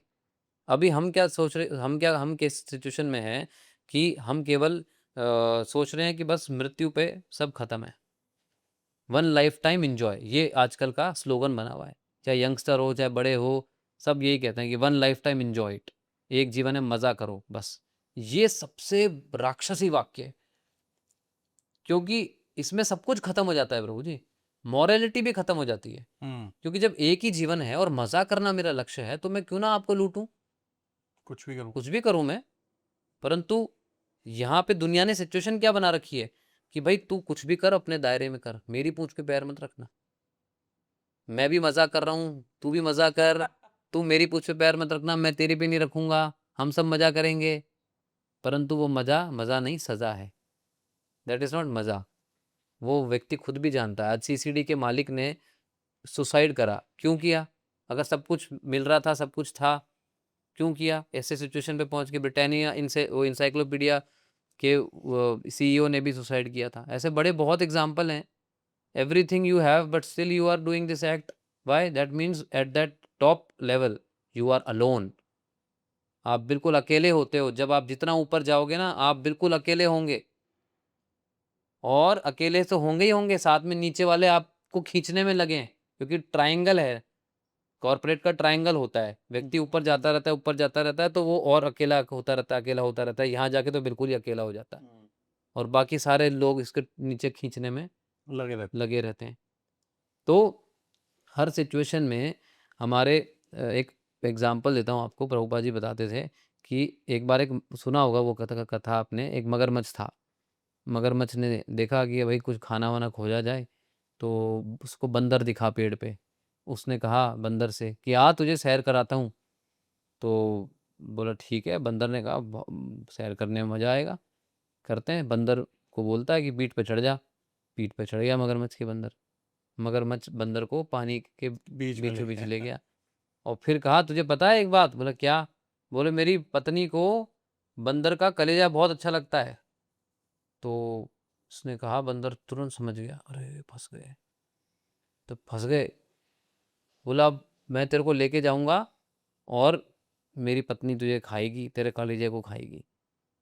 तो बंदर ने दिमाग चलाया। बंदर ने कहा, अरे मगरमच्छ वाले भैया, मगरमच्छ भैया, वो कलेजा तो पेड़ पे छूट गया। तो वो तो लेना पड़ेगा। तो मगरमच्छ सोचा अच्छा। बोला चले यार, फिर नहीं तो पत्नी मारेगी अगर कलेजा नहीं लाया तो मैं, तो तेरे को वापस लेके चलता हूँ। बोले तू जल्दी ले आ। बोला ठीक है। वो लेके गया। जैसे ही पेड़ के पास पहुंचा, बंदर उचक के पेड़ पे पहुंच गया। फिर मगरमच्छ मुंह करता, बोला आ। अरे चल हट, क्यों आऊंगा मैं, पागल हूँ क्या? बोला मारेगा मुझे, हैं? तो प्रभुपाद जी बताते हैं कि एक जो कॉरपोरेट वर्ल्ड में या संसार में काम करने वाला व्यक्ति ना, उसको ऐसे बंदर की तरह होना चाहिए, जो ये सोचे कि मेरा कलेजा जो है ना, मैं दूसरे को क्यों दूं? मेरा हार्ट ये भगवान के लिए है। ये किसके लिए है? भगवान की। भगवान के लिए है। उनसे प्रेम करने के लिए, उनकी भक्ति करने के लिए है। मैं बाकियों को क्यों दूं? बाकी बहुत लोग आएंगे मेरे पास और कहेंगे तू ऐसा है, तू वैसा है, तू ये करता है, तू वो करता है तू ऐसा कर ले, तू ऐसे वहां पहुंच जाएगा, वैसा कर ले, ये हो जाएगा। भैया मेरा दिल जो है मैंने ऊपर दे रखा है, तू मैं नहीं दूंगा। विचार करूंगा क्या सही है क्या गलत है, फिर अपना जीवन जी। जीऊंगा। तो इसलिए क्योंकि हम आत्मा है, हमें शरीर नहीं है, और आत्मा का भगवान से ही कनेक्शन है, क्योंकि बाकी किसी से नहीं है। एक चीज बताओ, आपने बोला कि हर मृत्यु के बाद हम दोबारा जीवन लेते हैं, तो फिर मोक्ष क्या होता है और वो कैसे मिलता है? मोक्ष क्या होता है मैं आपको बताता हूँ। हमारी जो जो जो हम हैं खुद सोल है ना, वो 2 बॉडी से ढके हुए हैं। एक होता है सूक्ष्म शरीर जिसको कहते हैं इंग्लिश में सटल बॉडी। एक होता है स्थूल शरीर जिसको कहते हैं ग्रॉस बॉडी, जो ये जो ये ग्रॉस दिखती है हमें, बॉडी, ये ग्रॉस है ना? बॉडी। भगवत गीता के 7th चैप्टर में भगवान कहते हैं भूमिर अपो अनलो वायु खम मनोर्बुद्धिर एव च अहंकार इतियम में भिन्ना प्रकृति दृष्टता में इस 8 एलिमेंट्स की बात कर रहे हैं भगवान भगवत गीता में कि 8 एलिमेंट्स हैं मटेरियल एलिमेंट्स। वो क्या क्या? भूमिर भूमि, अपो अनल वायु, और अप मतलब पानी, है ना? अनल मतलब अग्नि, वायु मतलब हवा, और खम, खम का मतलब हो गया आकाश। ये 5 भूत जिसको हम कहते हैं, ये 5 एलिमेंट्स से तो हमारा ये शरीर बना है, बाहर का जो दिखता है हमें, ठीक है? फिर खम मनोर बुद्धिर एव च, खम मतलब अहंकार, मन और बुद्धि, ये 3 अहंकार, अच्छा। माइंड, इंटेलिजेंस और false ego. False ego, ego अलग चीज होती है, फॉल्स ईगो अलग चीज होती है, अभी बताता हूँ आपको। तो ये 8 एलिमेंट्स हैं। हम्म। 5 तो पंचभूत जिससे बाहर का शरीर बना है, और और उससे अंदर का जो शरीर बना है हमारा, जो सटल बॉडी कहते हैं, जो जो पहली कवरिंग है आत्मा की, वो है माइंड, इंटेलिजेंस और फॉल्स ईगो। अब ये साइंस के पास ज्ञान नहीं है, ये हमारे वेदों में है। साइंस तो ढूंढ ही रही है अभी, कहाँ मन हुआ है, कहाँ पे क्या है उसको नहीं पता। तो ये माइंड, इंटेलिजेंस और फॉल्स ईगो, सबसे पहली परत आत्मा के ऊपर है फॉल्स ईगो की। ईगो का मतलब क्या होता है? आपने सुना होगा, ये बड़ा मैं करता रहता है, मैं ये मैं वो, ईगो है इसमें, ऐसे बोलते हैं हम। तो वास्तविकता में ईगो का मतलब होता है अपनी पहचान। अगर जैसे आप हैं, मान लो आप कहते हैं किसी को कि मैं इस रियल एस्टेट कंपनी का मालिक हूँ, तो सामने वाला आपको कहता है अरे बड़ा अहंकारी व्यक्ति है, कह रहा है मैं मालिक हूँ। अरे अहंकारी नहीं है भाई, वो तो अपनी आइडेंटिटी बता रहा है कि मैं फला फला कंपनी का मालिक हूँ। उसमें आइडेंटिटी बताने में थोड़ी अहंकार आएगा। तो मैं आत्मा हूं, ये हमारी आइडेंटिटी है, और मैं शरीर हूं, ये फॉल्स ईगो है। हाँ, मैं आत्मा हूं इज राइट ईगो, और मैं बॉडी हूं, अपने आप को बॉडी से आइडेंटिफाई कर लेना, ये फॉल्स ईगो है। False ego. यहीं से सारी बद्ध जीवन शुरू होता है। सबसे पहले मैं फॉल्स ईगो में पढ़ के अपने आप को शरीर मान लेता हूं, फिर शरीर मान के मेरे पास जो है वो भी मैं अपना मान लेता हूँ कि ये मेरी पत्नी है, ये मेरी है, ये मेरा है, ये मेरा है। पहले तो अपने आप को शरीर माना, फिर शरीर से जुड़ी हुई सब चीज़ों को मेरा मान लिया। इसमें फिर व्यक्ति फंस जाता है, आत्मा फंस जाती है। अब इसको रिवर्स करना है। मुक्ति का मतलब क्या? आपने प्रश्न किया मोक्ष कैसे मिलेगी, मोक्ष क्या होती है? तो मोक्ष क्या क्या होती है? होती है हाँ, और कैसे कैसे मिलती है? दो मिलेगी? अलग हाँ, तो सवाल। मोक्ष क्या होती है? जब आत्मा ये जो फॉल्स ईगो वाला शरीर है और ये जो शरीर है, इससे मुक्त हो जाती है, इन दोनों शरीरों से मुक्त हो जाती है, उस सिचुएशन को कहते हैं मोक्ष। और मुक्त होके कहाँ जाती है? भगवान के धाम वैकुंठ जाती है। उसको वहाँ पे एक बॉडी मिलती है जो कि सतचित आनंद की बॉडी होती है, जो आत्मा की स्वयं की बॉडी है एक्चुअली, वो वापस उसको मिल जाती है। अभी अभी भी है वो बॉडी, पर वो छगम है, वो पता ही नहीं, मतलब इतनी सूक्ष्म हो गई है कि वो उसका एक तरह से अस्तित्व ही संकट में पड़ गया है। संकट में पड़ गया। तो ये वैसे ही होता है जैसे, मतलब हम जब समुद्र के बहुत नीचे जाते हैं, डीप डाइव करने जाते हैं, तो एक स्पेशल डाइविंग सूट पहनना पड़ता हाँ है, जी। तभी हम वहाँ पे जीवित रह सकते हैं। तो वैसे ही आत्मा को जब यहाँ शरीर यहाँ आती है भौतिक जगत में, तो ये शरीर उसका वो डाइविंग सूट है जिसको पहनना पड़ता है। पर मुक्ति का मतलब क्या है? जब ये सारे डाइविंग सूट खत्म हो जाएं और आत्मा का भगवान से राइट कनेक्शन बन जाए, प्रेम का कनेक्शन, फिर रीइंकार्नेशन नहीं फिर होता। नहीं होता। रीइंकार्नेशन में क्या होता है कि ये बॉडी तो खत्म हो जाती है बाहर की, पर अंदर की बॉडी अगेन जन्म ले लेती है जन्म लेती है। और वही सेम कहानी चलती है। तभी तो हमारे माइंड के अंदर और मतलब कई ऐसे होती हैं, ऐसी चीजें होती हैं कि पिछले जन्म से याद रहती हैं, याद रहती है। क्योंकि वो स्टोरेज वो माइंड है। वो कभी हुआ ही नहीं होता, मगर हाँ, हमारे को फिर भी याद आता है। याद आता है। तो एक चीज बताओ, जब इंसान को मोक्ष मिल जाता है, क्या कुछ उसके नंबर ऑफ जन्म भी होते हैं? नहीं, ऐसा कोई फिक्स्ड नहीं है, फिक्स नहीं है। वो तो हमारे हाथ में है। तभी सब जब जब किसी की डेथ होती है तो हम यही बोलते हैं कि इसको मोक्ष मिले। हाँ, गॉड ब्लेस हिज सोल जब हम बोलते हैं हाँ, तो बिल्कुल। बेसिकली हम यही बोल रहे थे कि सोल जो है आत्मा परमात्मा से मिल जाए। हाँ, वो ये यही मिल यही जाए नहीं, ये भी एक गलत धारणा है। आत्मा परमात्मा में मिल जाए, एक तो ये स्टेटमेंट है। एक है आत्मा परमात्मा से मिल जाए। अच्छा। से मतलब लोग क्या सोचते हैं कि आत्मा जो है वो परमात्मा में लीन हो जाती है, वो मुक्ति है। बिल्कुल गलत। ये मुक्ति नहीं है। ये लोगों की भारतवर्ष में गलत धारणा बना दी गई है। फिर ऐसा भी कह रहे थे लोग आत्मा सो परमात्मा, कि आत्मा ही परमात्मा है। ये सब गलत-गलत धारणाएँ अलग-अलग लोगों ने बना दी हैं, पर वास्तव में ऐसा नहीं है। आत्मा भगवान का अंश है और अंश जो होता है वो वापस उसी में मिलता है। मिलता नहीं है। वही तो प्रश्न है, वही तो पॉइंट है। आत्मा जब मुक्त अवस्था में क्या करती है, आत्मा जब मुक्त हो जाती है ना, तो जैसे हम यहाँ पर इस लोक में रह रहे हैं, ऐसे भगवान का भी लोक है। लोक है। अच्छा, उस जिसको लोक में चली उस जाती लोक में जाती है, वहाँ भगवान के साथ नित्य प्रेम संबंध में सेवा करती है। वही आत्मा की असली मोक्ष है। मोक्ष है। आनंद लेती है वो वहाँ। मोक्ष मिलेगा कैसे?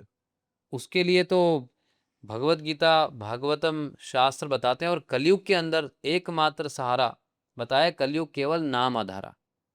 कलयुग में मुक्ति का जो वो है केवल नाम है। जैसे कि ब्रह्मा जी क्रिएटर हैं इसके। नारद मुनि जी ने ब्रह्मा जी से प्रश्न किया, एक उपनिषद है कली संतरण उपनिषद। यही प्रश्न किया नारद जी ने कि हे ब्रह्मदेव, कलयुग में जीव बहुत बुरी स्थिति में है।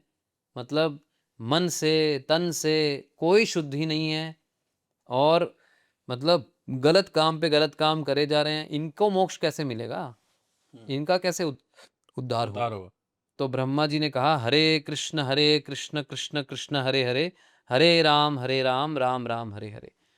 फिर उन्होंने कहा, इति षोडशकम नाम नाम कली कल्मष नाशनम, कि जो 16 नाम है, महामंत्र है ये, इसको कहते हैं हरे कृष्ण महामंत्र। हरे कृष्ण कृष्ण कृष्ण हरे हरे 8, हरे राम राम राम हरे हरे 16। इति षोडशकम नाम नाम कली कल्मष नाशनम, कलयुग में सारे कल्मषों को नाश कर देगा और ये ही मोक्ष प्रदान करेगा। ना त परोत्रोपाय, इससे ऊपर कोई उपाय नहीं है कलयुग में। सर्व वेदेषु दृश्यते, चाहे आप सारे, वेद का अर्थ होता है ज्ञान, सारे ज्ञान में कोई भी ज्ञान अवेलेबल हो उसमें आप दृष्टि डाल लो, इससे ऊपर का कोई उपाय नहीं है। जब जब भी आपने देखा होगा, कोई भी रिलीजन की आप बात कर लो, मुस्लिम्स के अंदर भी बड़े बड़े भोंपू लगा के वो साउंड, जो स्पिरिचुअल साउंड है उनका, उसको वो करते हैं। क्रिश्चियंस के अंदर भी रोजरी होती है, मुस्लिम्स में तस्बीह होती है, हमारे माला होती नाला होती है। है ना, और कीर्तन होता है। तो ये क्यों? ये हमारे माइंड में जो गंदगी है ना उसको क्लींस करता है। और इसका एक एक्सपेरिमेंट भी किया गया है। मसारू इमोटो जापानीज साइंटिस्ट है, आप उसमें जाइएगा यूट्यूब पे।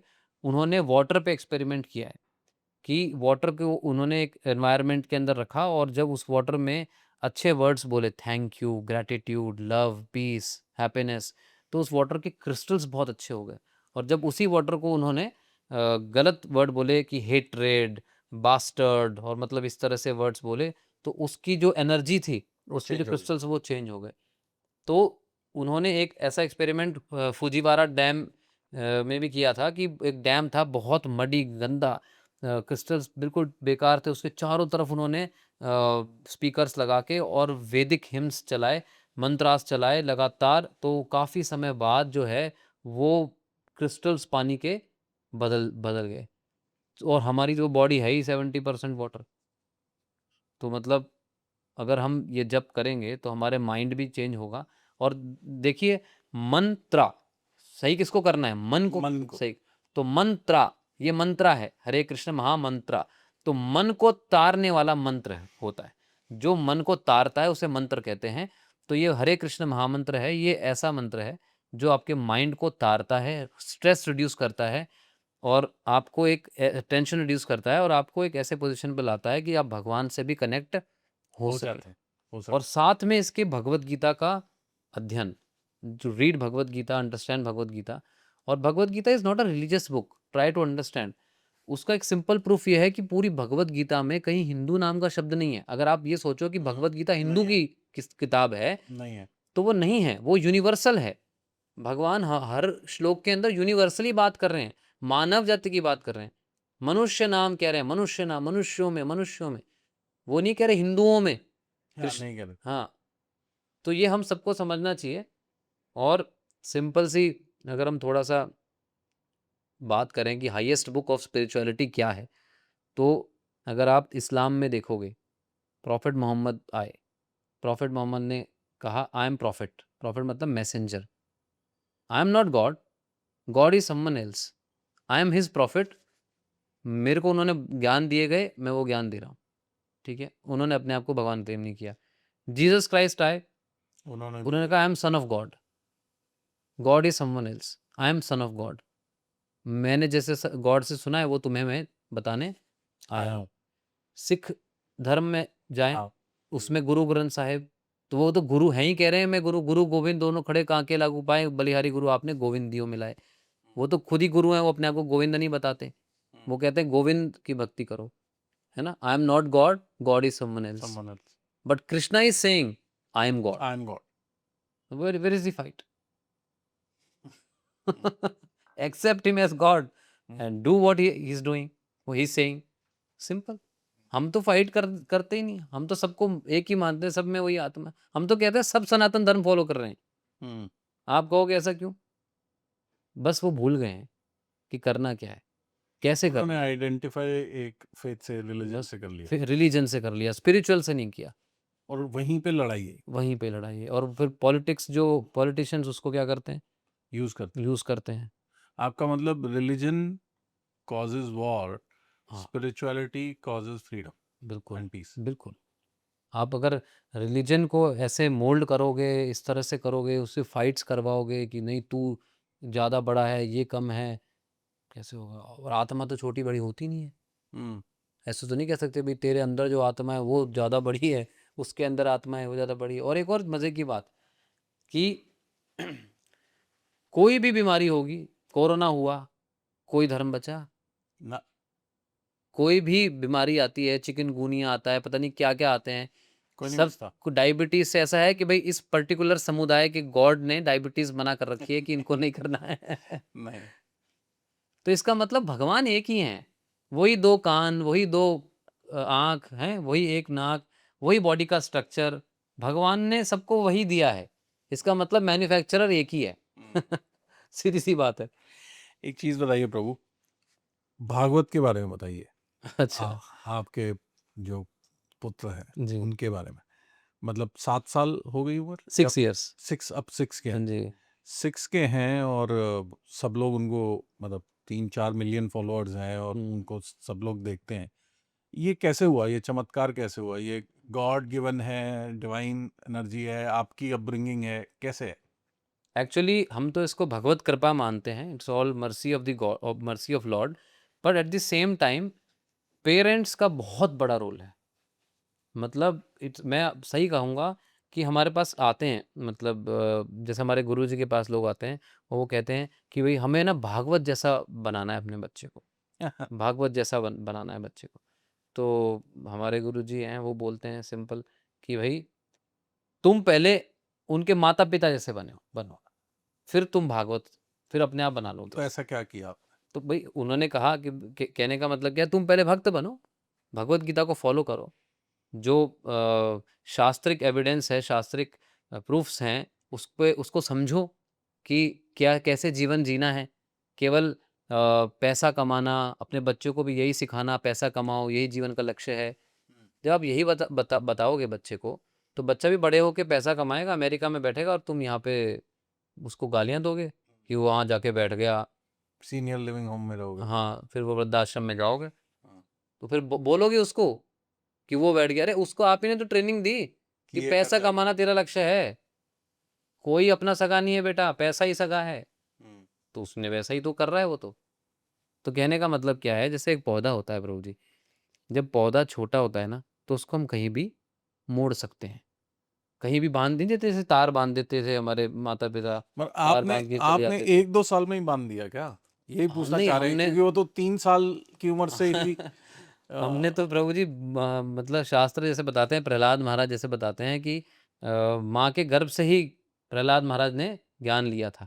हम्म, जब उनकी माँ जो थी हिरण्याकश्यप, जब हिरण्याकश्यप तपस्या करने चले गया तो इंद्र ने देखा कि भाई ये गर्भवती है हिरण्याकश्यप की पत्नी, हम्म तो इसके पेट में जो बच्चा है वो भी महाराक्षस होगा, क्योंकि हिरण्याकश्यप इतना बड़ा राक्षस है, तो ये खतरा है देवताओं के लिए, तो इसकी पत्नी को उठा लिया जाए और इसके बच्चे को मार दिया जाए। हम्म तो वो इंद्रदेव पत्नी को उठा ले गए, क्योंकि वो तो तपस्या करने चले गए, पीछे से वो गया, पत्नी को उठा ले गए कि इसके बच्चे को मार देंगे।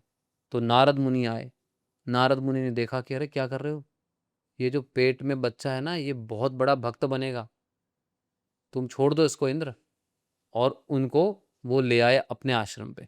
हम्म आश्रम में वो माता जी रही, हिरण्याकश्यप की पत्नी कयादु, और आश्रम में जो भक्तों का प्रसाद जूठन होता था वही वो पाती थी, भक्तों की सेवा करती थी, सब कुछ भक्तों के संग में रहती थी, अच्छा अच्छा सुनती थी, पॉजिटिव सुनती थी। पर आज की माताएं नॉनवेज खाएंगी, पब्स में जाएंगी, शराब भी पिएंगी, बच्चा पेट में है, तो वो क्या निकल के आएगा बताओ आप। तो कहने का मतलब है कि वो जो पीरियड है ना, जब बच्चा पेट में होता है तो वो बहुत चीज़ें ऑब्जर्व करता है आपके थ्रू, सब कुछ सुन रहा होता है, वो सब कुछ जान रहा होता है, वो उसकी बिल्डिंग वहीं बन रही है, हम्म परंतु हम वहीं पे बिल्डिंग खराब कर देते हैं। और आजकल जैसे मोस्टली पेरेंट्स जो हैं उनके लिए, क्या आपको ऐसा लगता है कि बच्चे एक एसेट हो गए? मेरी प्रॉपर्टी है, मेरी गाड़ी है, मेरा ये है, वैसे मेरा बच्चा है हाँ बिल्कुल, कि ऐसा ही सोचते हैं लोग। एक एसेट, एक कमोडिटी एक्सेल शीट में डालने वाली उसको। सारे बच्चे स्कूल में हैं तो इसको यहाँ भेजो, सारे हाँ। ये इसको भेजो, हाँ। तो एक्चुअल लर्निंग और उसमें जो उनका करियर अच्छा चल रहा है उसमें बढ़ा दो। ऐसा मेरा मानना है या ऐसा है? नहीं ऐसा है, बिकॉज दे आर सेल्फिश। भाई अगर आपका जीवन का लक्ष्य मज़ा करना है और उसके बीच में जो भी आए उसको लगा दो मजे, उसको प्राप्त करने में। ना तो आप मॉरल है, स्पिरिचुअलिटी तो बहुत दूर की बात है, मॉरल भी नहीं रहे लोग, अपने बच्चे को भी डाल दिया उसमें कि ये मेरा एसेट है। साहब कह रहे हो एक्सेल शीट में डाल दिया कमोडिटी है ये मेरी, है। वो आजकल आ गया ना SIP, सेकंड इन्वेस्टमेंट प्लान, ऐसे ही है ना। सिस्टमेटिक इन्वेस्टमेंट हाँ प्लान। जो भी है, हाँ मतलब तो उसमें डाल दिया SIP है ये हमारा। हाँ। अरे भैया क्या कर रहे हो आप हम्म तो उसी पे। आप आपको कब पता चला कि भागवत के पास ऐसी आ, एक्चुअली हम तो पहले से ही हमने माइंड में सोच लिया था कि भाई बच्चा होना चाहिए तो ऐसा ही होना चाहिए, क्योंकि रामायण, अच्छा। हाँ रामायण में पढ़ा था ऐसा, मतलब भक्त होना चाहिए। क्योंकि एक से हमारे एक प्रभु जी हैं, उन्होंने बताया था कि रामचरितमानस में एक श्लोक है कि माँ पैदा करे तो रघुनाथ का भक्त पैदा करे, नहीं तो बांझ ही सही।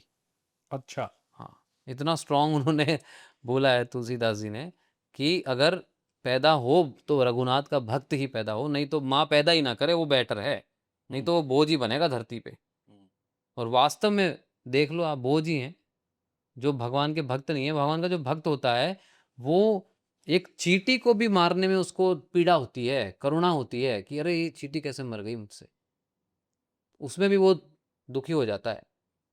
तो जो बाहर, अब देखो क्रुएल्टी देखो आप, मतलब ऐसा भयंकर क्रूएल हो गए हैं लोग, हम्म और उनको अपने से मतलब है बस, मैं बस वो रहूं, मेरे को सुखी रहना है बस, बाकी भाड़ में गई दुनिया। वो मेरे मेरे काम में आ रहा है तो ठीक है, नहीं आ रहा तो हटाओ उसको। इतना सेल्फिश हो गया है। तो पहले के लोग ऐसे नहीं थे, पहले के लोग क्या थे कि जैसे गाँव में तो क्या होता था कि जैसे किसी को पता लग जाए कि यार बगल वाले घर में ना चूल्हा नहीं जला, तो उनको पता लग जाता है कि इसकी कमाई में दिक्कत आ रही होगी, तो रातों रात वो अनाज के बोरे डाल देते थे उसके घर पे कि यार इसका भी चलता रहे। और जॉइंट फैमिली में क्या होता था, ऐसे ही होता। ऐसे होता, पता लगे चाचा के घर में कमाई नहीं हो रही तो जो ताऊ जी है वो पाल देते थे, मतलब सपोर्ट सिस्टम होता था। पर अब तो मतलब भाई भाई में ऐसी लड़ाई, मतलब कमाल हो गया, शक्ल नहीं देखना चाहते एक दूसरे की। और हम किस देश में पैदा हुए जहाँ राम लक्ष्मण भरत शत्रुघ्न पैदा हुए, जो उन्होंने भाईचारे की वो बताई कि देखो ऐसे होते हैं भाई, वो भी हम कुछ नहीं कर पा रहे बिकॉज हमने अपना जो संस्कृति है ना उसको हमने साइड कर दिया है कि ये तो बेकार है, ये तो ओल्ड है। पुरानी है, पुरानी बात मत करो। किसी से कोई बात भी करो ना, गीता की बात करो, अरे पुरानी बात मत करो। अब हम कहते हैं, अरे एक बात बताओ, आप खाना खाते हो? बोला खाते खाते। कहाँ से खाते हो? बोले मुंह से खाते हैं। बोला आपके पुरानी बात मत। हाँ, पुरानी बात कर रहे हो। पिताजी कहाँ से खाते थे? मुंह से खाते थे। दादा कहाँ से खाते थे? वही मुंह से खाते थे। अरे यार, बड़ी पुरानी चीज कर रहे हो तुम। एक काम करो, अब कान से खाना शुरू कर दो। अरे हर पुरानी चीज नहीं बदली जाती भैया। जो प्रोसेस है वो तो प्रोसेस ही रहेगा ना। तो जीवन जीने का प्रोसेस जो है, जो शास्त्रों में लिखा है, उसके अनुसार चलोगे तो खुश रहोगे। पहले के लोग मस्त रहते थे, सादा जीवन उच्च विचार, सिंपल लिविंग हाई थिंकिंग। और अभी क्या है? मतलब लिविंग तो है ही नहीं और नो थिंकिंग। प्रभु एक चीज़ और बताइए, कई लोग आज की डेट में सोचते हैं कि जो आदमी स्पिरिचुअलिटी की तरफ ज़्यादा जा रहा है या उस तरफ उसका ध्यान जा रहा है, वो अपने रियल लाइफ के रिस्पॉन्सिबिलिटी से भाग रहा है। इसके बारे में क्या कहना है आपका? मैं वापस वही प्रश्न करूंगा कि अपने आप को वो क्या समझता है, कि रिस्पॉन्सिबिलिटी क्या है उसकी। अगर वो अपने आप को बॉडी समझता है और वो ये समझता है कि बस इस मटेरियल वर्ल्ड में रहकर और टेम्पररी चीज़ों को अचीव करना यही एकमात्र लक्ष्य है, तो अगर वो नहीं कर रहा तो हम उसको रिस्पॉन्सिबल कहेंगे। हम्म पर this is not the truth, क्योंकि running after temporary things at the last you will only receive tension, frustration and all this.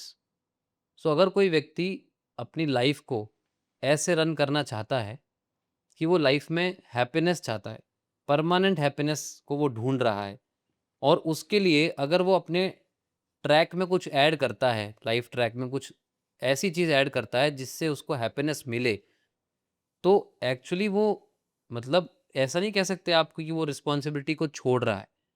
नहीं, वो तो अपने लक्ष्य, जो अल्टीमेट लक्ष्य है हैप्पीनेस को प्राप्त करना, उसकी रिस्पॉन्सिबिलिटी में और सीरियस है। बल्कि आप सीरियस नहीं हो, क्योंकि आप बिना कुछ नॉलेज लिए, बिना प्लानिंग करे, बस you are running after rat race. जैसे एक रामायण में कथा आती है, उसमें क्या होता है कि एक बंदर था, वो बंदर के हाथ में केला था, तो वो केला छील रहा था बंदर खाने के लिए, एकदम से वो केला उछल गया, तो बंदर उछला केले को पकड़ने के लिए। अब पीछे और भी बहुत सारे बंदर थे, तो पीछे वाला भी उछला कि भाई ये उछल रहा है, उछलना है। ऐसे करते करते हजारों बंदर उछलने लगे। तो किसी ने पूछा, भाई ये क्या हो रहा है, इतने बंदर क्यों उछल रहे हैं? हम्म तो पता लगा वो ऐसे ही उछल रहे हैं। सबसे पूछा, तू क्यों उछल रहा? बोले ये उछल रहा था। तू क्यों उछल रहा? बोले ये उछल रहा था। पर अल्टीमेटली पहला बंदर इसलिए उछला कि उसको कोई कारण था, उसका वो केला पकड़ना था उसको भाई, और तुम उसके पीछे पीछे सारे उछल रहे हो। तो इस रैट रेस में आज हर व्यक्ति भाग रहा है। उसको वही गाड़ी चाहिए, उसके पास वो गाड़ी है, उसको भी वही गाड़ी चाहिए। उसके पास वो घड़ी है, तो भाई उसको भी वही घड़ी चाहिए। हैं, उसके पास वहां पे डीएलएफ में फ्लैट है, तो उसको भी वो, जो आपके गुड़गांव में सबसे बड़ा है, चमेलिया क्या कहते हैं उसको, कैमेलियस, भाई उसको भी उसमें ही चाहिए। तो भाई तुम भाग कहाँ रहे हो? आज यही तो सबसे बड़ी विडंबना है। लोग बिना प्रश्न पूछे, बिना क्वेश्चन करे, वो क्यों कर रहा है, वो कैसे, उसके पीछे पीछे रन कर लेते हैं।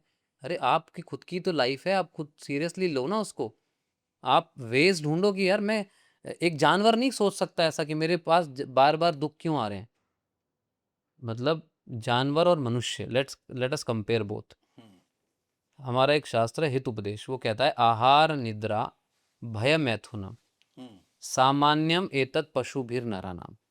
खाना, आहार, निद्रा, सोना, बचाव करना, घर बनाना, बचाव करना, शेल्टर, और मैथुनम, बच्चे पैदा करना, सामान्यम, ये सेम है मनुष्यों में और जानवर में। हाँ बिल्कुल सही। ठीक है। अगर, अब प्रश्न उठता है, अगर एक मनुष्य भी केवल इन चार चीजों के लिए ही अपना पूरा जीवन लगा दे, तो इसमें कोई बात गलत नहीं होगी कि ही इज नो, जानवर और उसमें कोई कोई फर्क नहीं, he is no better than an animal. हाँ आप उसको ये कह सकते हो, he is a revised edition of animal. ठीक है।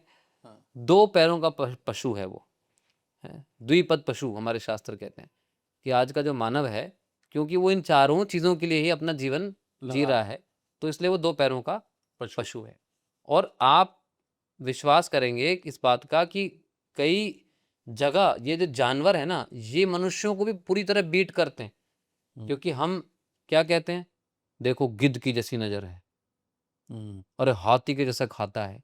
मतलब खाने में हाथी ने हमें बीट कर दिया, हम क्या हम्म, खाएंगे, हम क्या आहार करेंगे, कितना आहार कर लोगे आप, हम्म, 1 रोटी 5 रोटी 10 रोटी।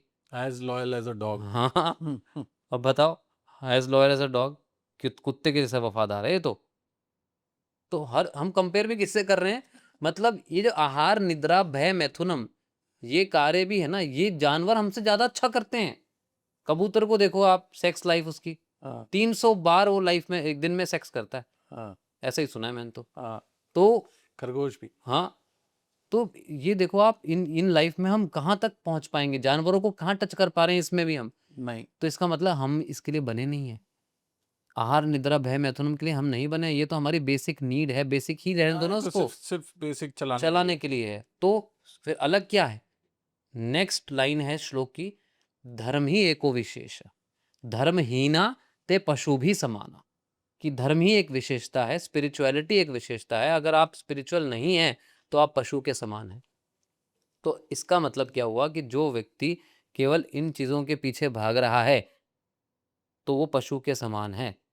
तो उसको उसको ये कहना, और अगर कोई व्यक्ति इन चारों चीजों को छोड़ के जो मनुष्य को जो प्राप्त करनी चाहिए उस पांचवी चीज के लिए जा रहा है, और अगर आप उसको कह रहे हो कि अरे तू रिस्पॉन्सिबिलिटी छोड़ रहा है अपनी, अरे वो तो रियल रिस्पॉन्सिबल बन रहा है, मानव बन रहा है, वो he is becoming a human being.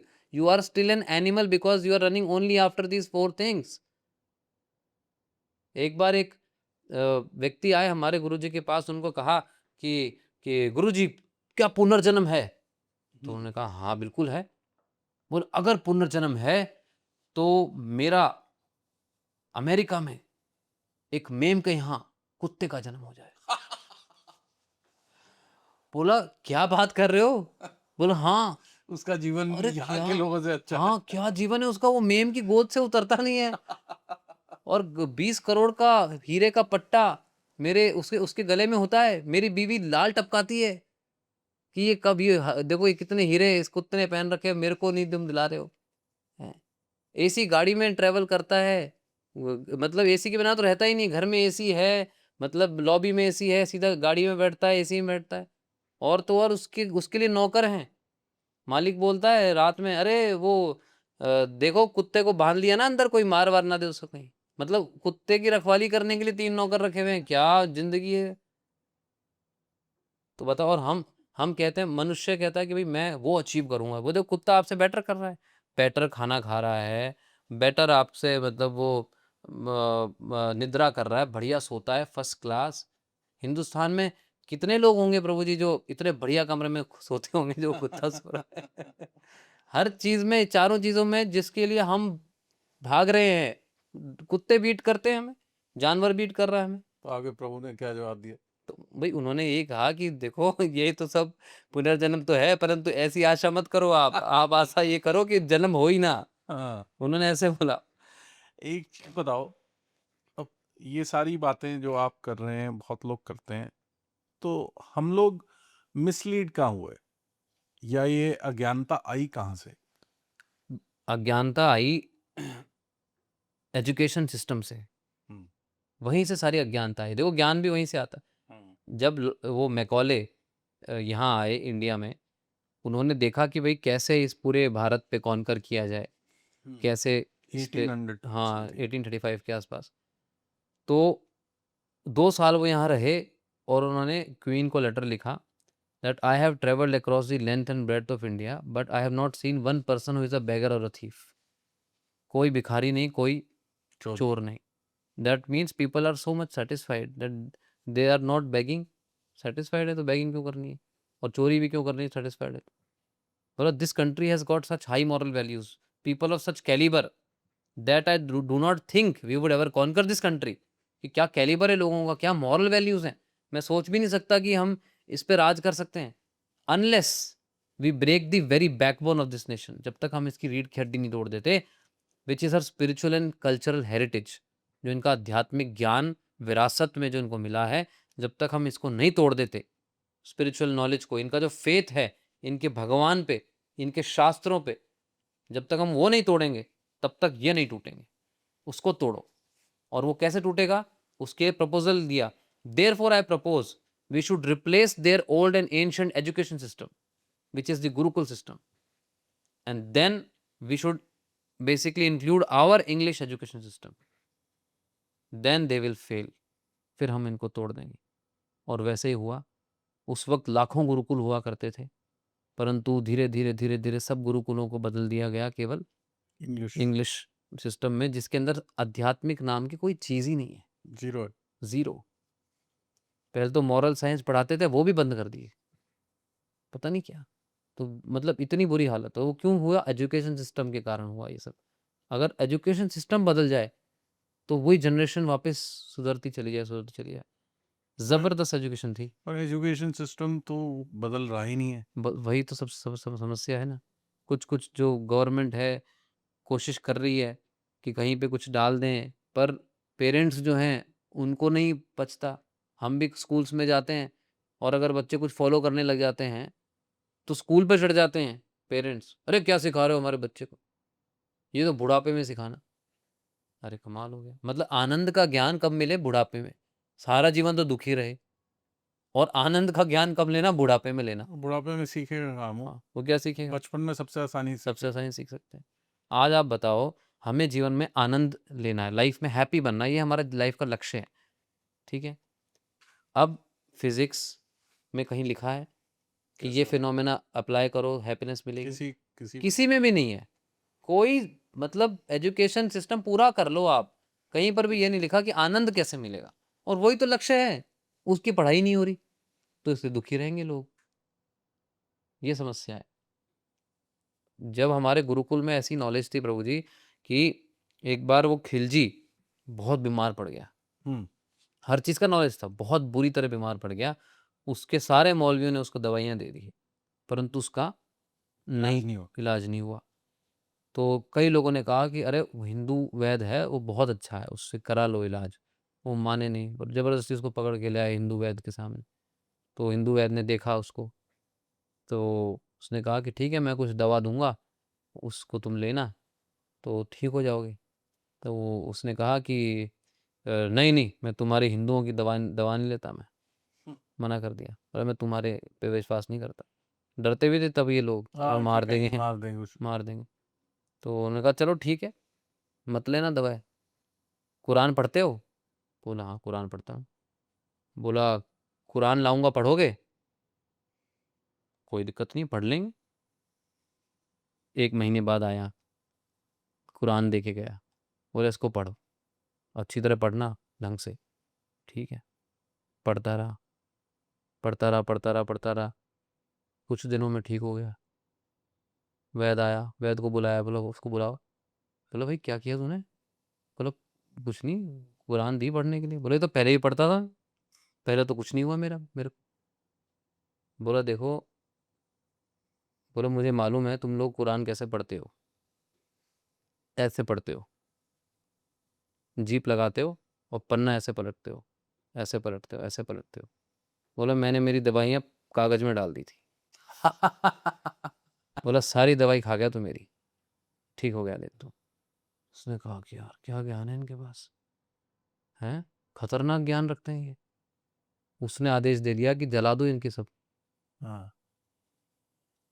सारे ज्ञान, क्योंकि हम क्योंकि वो अपने आप को पीछे नहीं देख सकते ना, ऐसे। ऐसा ज्ञान था प्रभु जी। ये तो केवल मैंने दवाइयों का ज्ञान बताया आपको, मतलब इंटेलिजेंस देखो आप हमारी। ऐसे तो सारा हमारा ज्ञान भरा हुआ था। मेटलर्जी हमारे कब से पढ़ा रहे हैं, ऐसी ऐसी हमारी जो वो सभ्यताएं रही हैं, देखो आप, इतना एडवांस सब कुछ। परंतु अब हम पिछड़ गए, क्यों? क्योंकि हमने अपने ज्ञान को छोड़ दिया। सोने की चिड़िया हमें क्यों बोला जाता था कि केवल हमारे पास सोना था? नहीं, ये ज्ञान, यही हमारा सोना था। जब लंदन में प्रभुपाद जी लैंड करे, तो प्रभुपाद जी को पूछा एक रिपोर्टर ने कि आप यहाँ क्यों आए हो? तो प्रभुपाद जी ने कहा, बहुत विटी आंसर देते थे वो।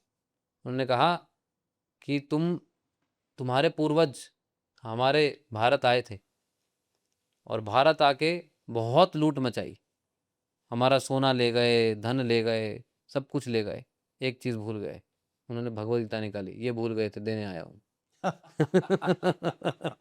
बोला यही तो ज्ञान है जो भूल गए, सब कुछ ले गए तुम, क्या हुआ, अभी भी तुम्हारा वही हाल है, अभी भी तुम टेंशन में हो, ये लेके जाना था, ये देने आया हूँ। तो ये है। अगर आपको एक चीज़ हमारे ऑडियंस को बोलनी हो अपनी लाइफ में, मैं कह रहा हूँ ऐड करने के लिए या चेंज करने के लिए, तो क्या कहोगे?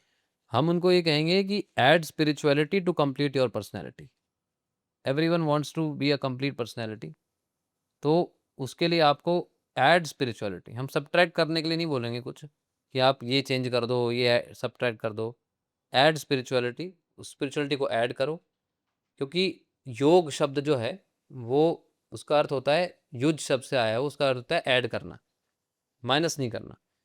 तो ऐड करो, आप स्पिरिचुअल नॉलेज को ऐड करो, और स्पिरिचुअल नॉलेज की बेस्ट बुक भगवत गीता है, और भगवत गीता पे एक हमारा कोर्स है जो बिल्कुल फ्री हम देते हैं, कोई हम चार्ज नहीं करते। तो उस कोर्स पे आप जाओ, हमारी मोबाइल ऐप है गिव गीता, ऐप है गिव गीता। ऐप है गिव गीता, GIVEGITA, उस पे आप जाइए और ये कोर्स को डाउनलोड करिए, इसको सुनिए। 18 आवर्स का कोर्स है, तो वो आधे आधे घंटे के पार्ट्स में डिवाइडेड है, आप सुन सकते हैं कभी भी। कभी भी सुन सकते हैं। उसमें क्विज भी है, हर आधे घंटे में 5 क्वेश्चंस का क्विज है, जिससे कि आपको इंटेलेक्ट भी चेक हो जाएगा आपका कि आप सही कर रहे हो नहीं कर रहे, और सब कुछ फ्री है, कोई इसमें चार्ज नहीं है। तो इसको आप सुनो, बहुत हेल्प मिलेगी। वो कोर्स मैंने लाइव सुना था, वो हमने इसमें उसको करा है, क्योंकि आजकल सब सोशल मीडिया का ज़माना है। सभी एक यही काम करने की जरूरत है और कुछ नहीं। हाँ, बस ये करो, और साथ में जो महामंत्र आपको बताया, हरे कृष्ण हरे कृष्ण कृष्ण कृष्ण कृष्ण कृष्ण कृष्ण हरे हरे, हरे हरे राम राम राम राम राम राम राम। हरे हरे, इसको चैंट करो। इसको रिलीजियस मत समझो, इसको स्पिरिचुअल साइंटिफिक समझो आप। आपकी जानकारी के लिए, जो फोर्ड का नाम सुना है आपने? फोर्ड, हाँ जी। फोर्ड कंपनी के मालिक हैं। Henry Ford. हाँ, हेनरी फोर्ड के great grandson Albert brush Ford, वो 16 माला करते हैं महामंत्र की, हरे अच्छा। कृष्ण, 2.5 घंटे रोज जप करते हैं इस मंत्र का, दीक्षित हैं वो, उनकी वाइफ। और मायापुर में एक बहुत बड़ा मंदिर बन रहा है, उसके लिए उन्होंने $140 मिलियन के आसपास डोनेट किया है। होगा। वो उनके गुरु प्रभुपाद जी थे, प्रभुपाद जी ने ही उनको बोला था। वो प्रभुपाद जी जब बाहर गए फॉरेन में प्रचार कर रहे थे, तो ये फुल टाइम आ गए, पूरी तरह उनने अपना टाइम दे दी। दे दिया कि भाई मुझे आपके साथ ही रहना है।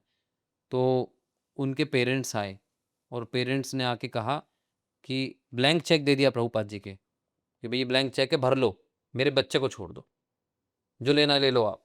ब्लैंक चेक दे दिया, बोला मेरे बच्चे को छोड़ दो बस आप, इसको फुल टाइम मत रखो यहाँ पर, इसको धंधा कराऊंगा मैं, इसको छोड़ दो।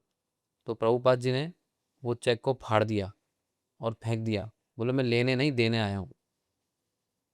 बोला मैं आध्यात्मिक ज्ञान देने आया हूँ, मैं ये लेने थोड़ी आया हूँ। बोले ले जाओ तुम्हारे बच्चे को, ये जाना चाहे तो, मैं थोड़ी रोक रहा हूँ। फिर प्रभुपाद जी ने उनको बोला, मेंटेलिटी देखकर, प्रभु गुरु मेंटेलिटी देखकर देखते हैं कि कितनी टिक पाएगा, नहीं टिक पाएगा, क्या होगा। तो प्रभुपाद जी ने देखा कि अपॉर्चुनिटी है, तो उन्होंने उसको कहा कि आप जाओ, आप अर्न करो, और आप मंदिर बनाओ, वर्ल्ड का सबसे बेस्ट मंदिर बनाओ, जहाँ पे पूरी दुनिया आए और चैतन्य महाप्रभु का जो मैसेज है, भगवत गीता का जो मैसेज है, उसको समझे। तो वहाँ वैदिक प्लेनेटोरियम बन रहा है, बहुत बड़ा, अच्छा। मायापुर में, कोलकाता के पास।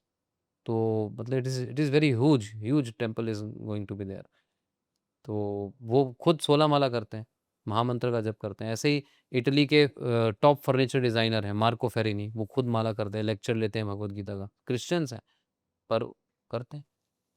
क्योंकि प्रभुपाद जी जब गए थे तो हिप्पीज़ थे वहाँ पे, जब प्रभुपाद जी 1970 में अमेरिका गए, तो वहाँ पे हिप्पीज़ थे। हिप्पीज़ का मतलब वो परेशान हो गए थे गवर्नमेंट से, पेरेंट्स हाँ। से, सबसे। वो गांजा लेते थे, शराब और ये सब करते थे।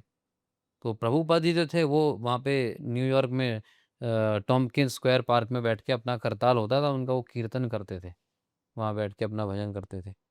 तो वहाँ पर कुछ लोग आते थे, ये हिप्पी लोग, और वो कहते थे कोई इंडियन स्वामी आया है, ये कुछ बजा रहा है, हम भी अपने अपने इंस्ट्रूमेंट लेके आते हैं। तो वो भी नशे में धुत रहते थे और गिटार बजाते थे अपना। पर प्रभुपाद जी की डिवाइन वॉइस सुनकर वो चेंज हो गए। और पहले ऐसी हालत थी कि सिगरेट होती थी वो भी प्रभुपाद जी के सर पे भुजा देते थे, परंतु Prabhupada ji was completely tolerant person. तो उन्होंने कुछ नहीं, उन्होंने अपना काम किया, बस प्रचार करो इनको, बताओ इनको, ज्ञान दो इनको, नॉलेज दो। उन्होंने स्पिरिचुअल नॉलेज दिया ऐसे लोगों को, अंग्रेज जिनका दूर दूर से कोई लेना देना नहीं, जिनकी मतलब सुबह पानी की जगह वो शराब पीते हैं, मतलब ऐसा लोगों को उन्होंने बदल दिया। और 4 नियम फॉलो करवाए।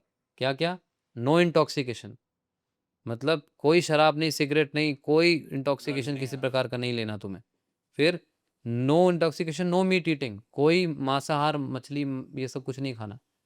फिर नो गैम्बलिंग, कि तुम ये जो सट्टेबाजी करते हो, कसिनो, ये सब बंद करो ये सब। और no no illicit sex life, कि only sex within marriage, that's it, other कोई नहीं, किसी और स्त्री पुरुष के साथ कुछ नहीं। तो ये चारों नियमों को उन्होंने उनसे फॉलो करवा दिया, अंग्रेजों से। और लाखों अंग्रेज देखो आप, वृंदावन में बैठे रहते हैं, भजन करते हैं, कीर्तन करते हैं भगवान का, प्रभुपाद जी की कृपा से। वो अगर नहीं जाते 1965 में, जब वो 70 साल के थे, तब ये क्रांति आती ही नहीं, हम भी नहीं सुधरते, हमें भी तो वही ज्ञान आ रहा है, वही प्रभुपाद जी के नॉलेज को हमारे गुरु ने सीखा, उन्होंने हमें सिखाया। अगर वो नहीं जाते तो हम अभी आपके पास नहीं बैठे होते।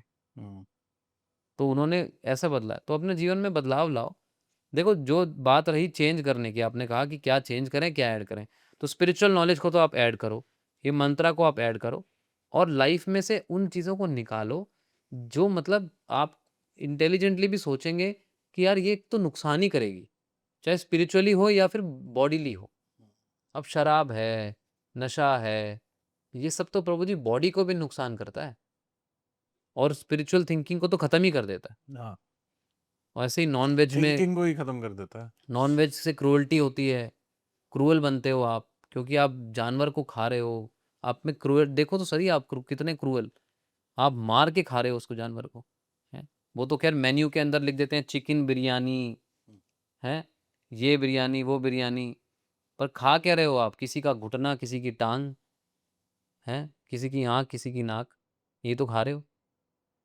अगर आप थोड़ा वो तो उसको बढ़िया बना देते हैं, ये बिरयानी, वो बिरयानी, करी।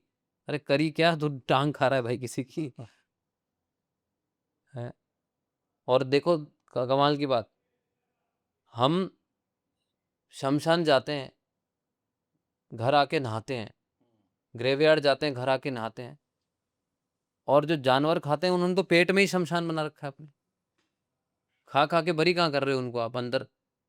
क्या शुद्धि हो रही है आपकी, बताओ? क्या प्योर समझ रहे हो अपने आप को आप? बहुत प्योर हो आप, हैं। बाहर से तो प्योर हो, ग्रेवयार्ड जाके नहा के आओगे, पर अंदर क्या खा रहे हो भाई? और ब्राह्मण भी आजकल तो, जो अपने आप को कहते हैं कि मैं ब्राह्मण हूँ, वो मतलब यही तो, वो जन्म से नहीं है ना, जन्म से ब्राह्मण तो होता ही नहीं है, वो तो कर्म और कर्म गुण से से होता होता है, मैंने आपको बताया था। मेरा आपसे आखिरी सवाल, बहुत लोगों का ये मानना है कि हम भक्ति करें ना करें, या रिलीजन या स्पिरिचुअलिटी फॉलो ना करें, मगर हम अपने कर्म सही रखें तो भी काफ़ी है। इसके बारे में क्या कहना? देखो बहुत सिंपल है कि कर्म आप सही रखोगे, पर ऑटोमेटिकली क्या होगा, जैसे एग्जांपल देता हूँ मैं आपको, कि कोई कहता है कि भाई आप किसी, एक वैकेंसी खुली, ठीक है, उसमें आपने भी भरा और लोगों ने भी भरा, आप सेलेक्ट हो गए, हम्म ठीक है, पर जो बाकी जो लोग थे वो क्या पता आपसे ज़्यादा ज़रूरतमंद थे। लोग कहते हैं कि भाई किसी का बुरा मत करो, बस यही सब कुछ है, अच्छा है। पर आप जो अपना एक्ट कर रहे हो ना, उससे किसी ना किसी का बुरा तो होगा ही होगा, ना चाहते हुए भी होगा, ये दुनिया ही ऐसी है। अगर आप सोचो कि मैं अपना कर्म अच्छी तरह करूं, उसके बाद भी होगा। होगा, क्योंकि आपने तो उस नौकरी के लिए आ गए। क्या पता कोई व्यक्ति ज़्यादा क्वालिफाइड भी हो, और क्या कहते हैं, उसको ज़रूरत भी ज़्यादा हो उस चीज़ की उस वक्त, वो पहुंचा नहीं। वो पहुंचा नहीं, तो आपकी वजह से उसका बुरा हो गया ना। अनजाने में हुआ, पर हुआ। तो अगर ये सोचना कि बस अच्छे रहो, अच्छा कर्म करो, भगवान की क्या ज़रूरत है, ये क्या ज़रूरत है, फिर उससे नहीं होता काम। आप, ये वही बात है कि भाई जो बॉस है, कंपनी में बॉस है, बॉस की क्या बात माननी? अच्छे कर्म करूँगा बस मैं, अच्छा काम कर रहा हूँ अपना। बॉस ने कहा ऐसे करो, नहीं बॉस सर मैं अच्छा काम कर रहा हूँ ना अपने लाइफ में, मैं अच्छी तरह कर रहा हूँ, आपकी बात क्यों मानूँ मैं? मैं बात अच्छी तरह कर रहा हूँ। तो इसी तरह भई ये जो मानव हो आप, क्या हो? मानव हो, एक इकोसिस्टम में आप रह रहे हो, इस धरती में आप रह रहे हो, तो जिसने सब कुछ बनाया है, उसकी तो बात माननी पड़ेगी ना आपको। आप कह रहे हो नहीं मैं अपना कर्म अच्छी तरह कर रहा हूँ। अरे जो लॉज़ हैं, वो तो आपके ऊपर लागू होंगे ही ना। और वो लॉ क्या है? वो लॉ ऑफ कर्मा है। उसके लिए हमें वापस भगवत गीता में जाना पड़ेगा। लॉ ऑफ कर्मा को समझना पड़ेगा कि क्या करने से क्या होता है, जैसी आपका कहने करनी का वैसी मतलब है भरनी। कि कर्म कर्म जो हम अपना कर रहे हैं उसके साथ एक कर्म हमारा भगवान का जप करना भी है। हाँ, मतलब भगवान से कनेक्ट होना। वो हाँ, वो देखो क्या होता है ना, सबके एक रूल होते हैं, एक लॉ होता है। जैसे मान लो आपके घर का एक लॉ है, फिर घर से बड़ा लॉ है आपकी सोसाइटी का जहाँ आप रहते हो। घर में आप कितना ही शोर मचा लो, वो आपके अंडर में है। आप बाहर शोर मचाओगे तो सोसाइटी के लॉ एप्लीकेबल हो जाएँगे। फिर आप बाहर वो शोर नहीं मचा सकते जो घर में मचा सकते हो। फिर सोसाइटी में आप कितना ही शोर मचा लो, कुछ भी कर लो, परंतु सड़क उस पर ही बजाओ पड़ेगा। हाँ, फिर आप स्टेट लॉज़ हैं, सिटी के लॉज़ हैं, सिटी से ऊपर स्टेट है, उसके लॉज़ हैं। मतलब जो जैसे-जैसे लॉ बढ़ता रहता है ना, कंट्री के लॉ हैं। अब इंडिया एक कंट्री है, अपने कंट्री में जो मर्ज़ी करें, पर जब वो यूएन की बात आती है, तो तो फिर फर्क हो जाता वही फ़र्क हो जाता है। है। तो इसी तरह एक कंट्री, ये वर्ल्ड क से भी ऊपर एक लॉ है, वो भगवान का लॉ है। उसको हम नहीं मानते, उसको भी तो मानो। वही तो मेन लॉ है। उसी के कारण तो हम जो भी हो रहा है, सब कुछ हो रहा है। तभी तो हम कहते हैं अच्छे व्यक्ति के साथ बुरा हो रहा है, बुरे के साथ अच्छा हो रहा है। हो नहीं रहा। वो कुछ समय का था व्यक्ति, हम अच्छे के साथ बुरा हो रहा है, आज अच्छा है, पर पिछले जन्म में तो बुरा कर रखा है ना उसने, वो हिसाब तो चल ही रहता तो वो तो चल रहा है ना हिसाब उसका। आप केवल क्रेडिट ही क्रेडिट क्यों देख रहे हो? डेबिट भी तो देखो जो उसने करके आया है, वो भी तो मिलेगा उसको। तो ये लॉ जो काम कर रहे हैं, जो यूनिवर्सल लॉ है, भगवान के लॉज़ हैं, उसको चलो। फिर आप नहीं कह सकते मैं अपना कर्म कर रहा हूँ। अरे भई अब ज वही वाली बात है, घर घर में व्यक्ति बाहर शोर मचा रहा है सोसाइटी में और कह रहा है मैं अपना कर्म कर रहा हूँ, मैं ईमानदारी से, मैं किसी को कुछ नहीं कर रहा। अरे सोसाइटी के लॉ फॉलो करके कर्म करो अपने, पर सोसाइटी के लॉ फॉलो करो। इसी तरह अगर कोई व्यक्ति कहता है मैं अपना कर्म ढंग से करूँ, भगवान-वगवान से मतलब नहीं है, ऐसा नहीं होता। वो लॉ चल रहा है, उसके अंदर रहकर करना पड़ेगा। ये है सिस्टम। वो अंधकार है जिसमें जी रहे हैं, या अज्ञान है। अज्ञान में जी रहा है व्यक्ति। ठीक है प्रभु जी, बहुत बहुत आपका शुक्रिया हमारे पॉडकास्ट पे आने में, और हम यही उम्मीद करते हैं कि लोगों को बहुत कुछ सीखने को मिलेगा और लोग भगवत गीता की राह को पकड़ेंगे और इनके कोर्सेज को भी ज्वाइन करेंगे। Thank you everybody. Thank you.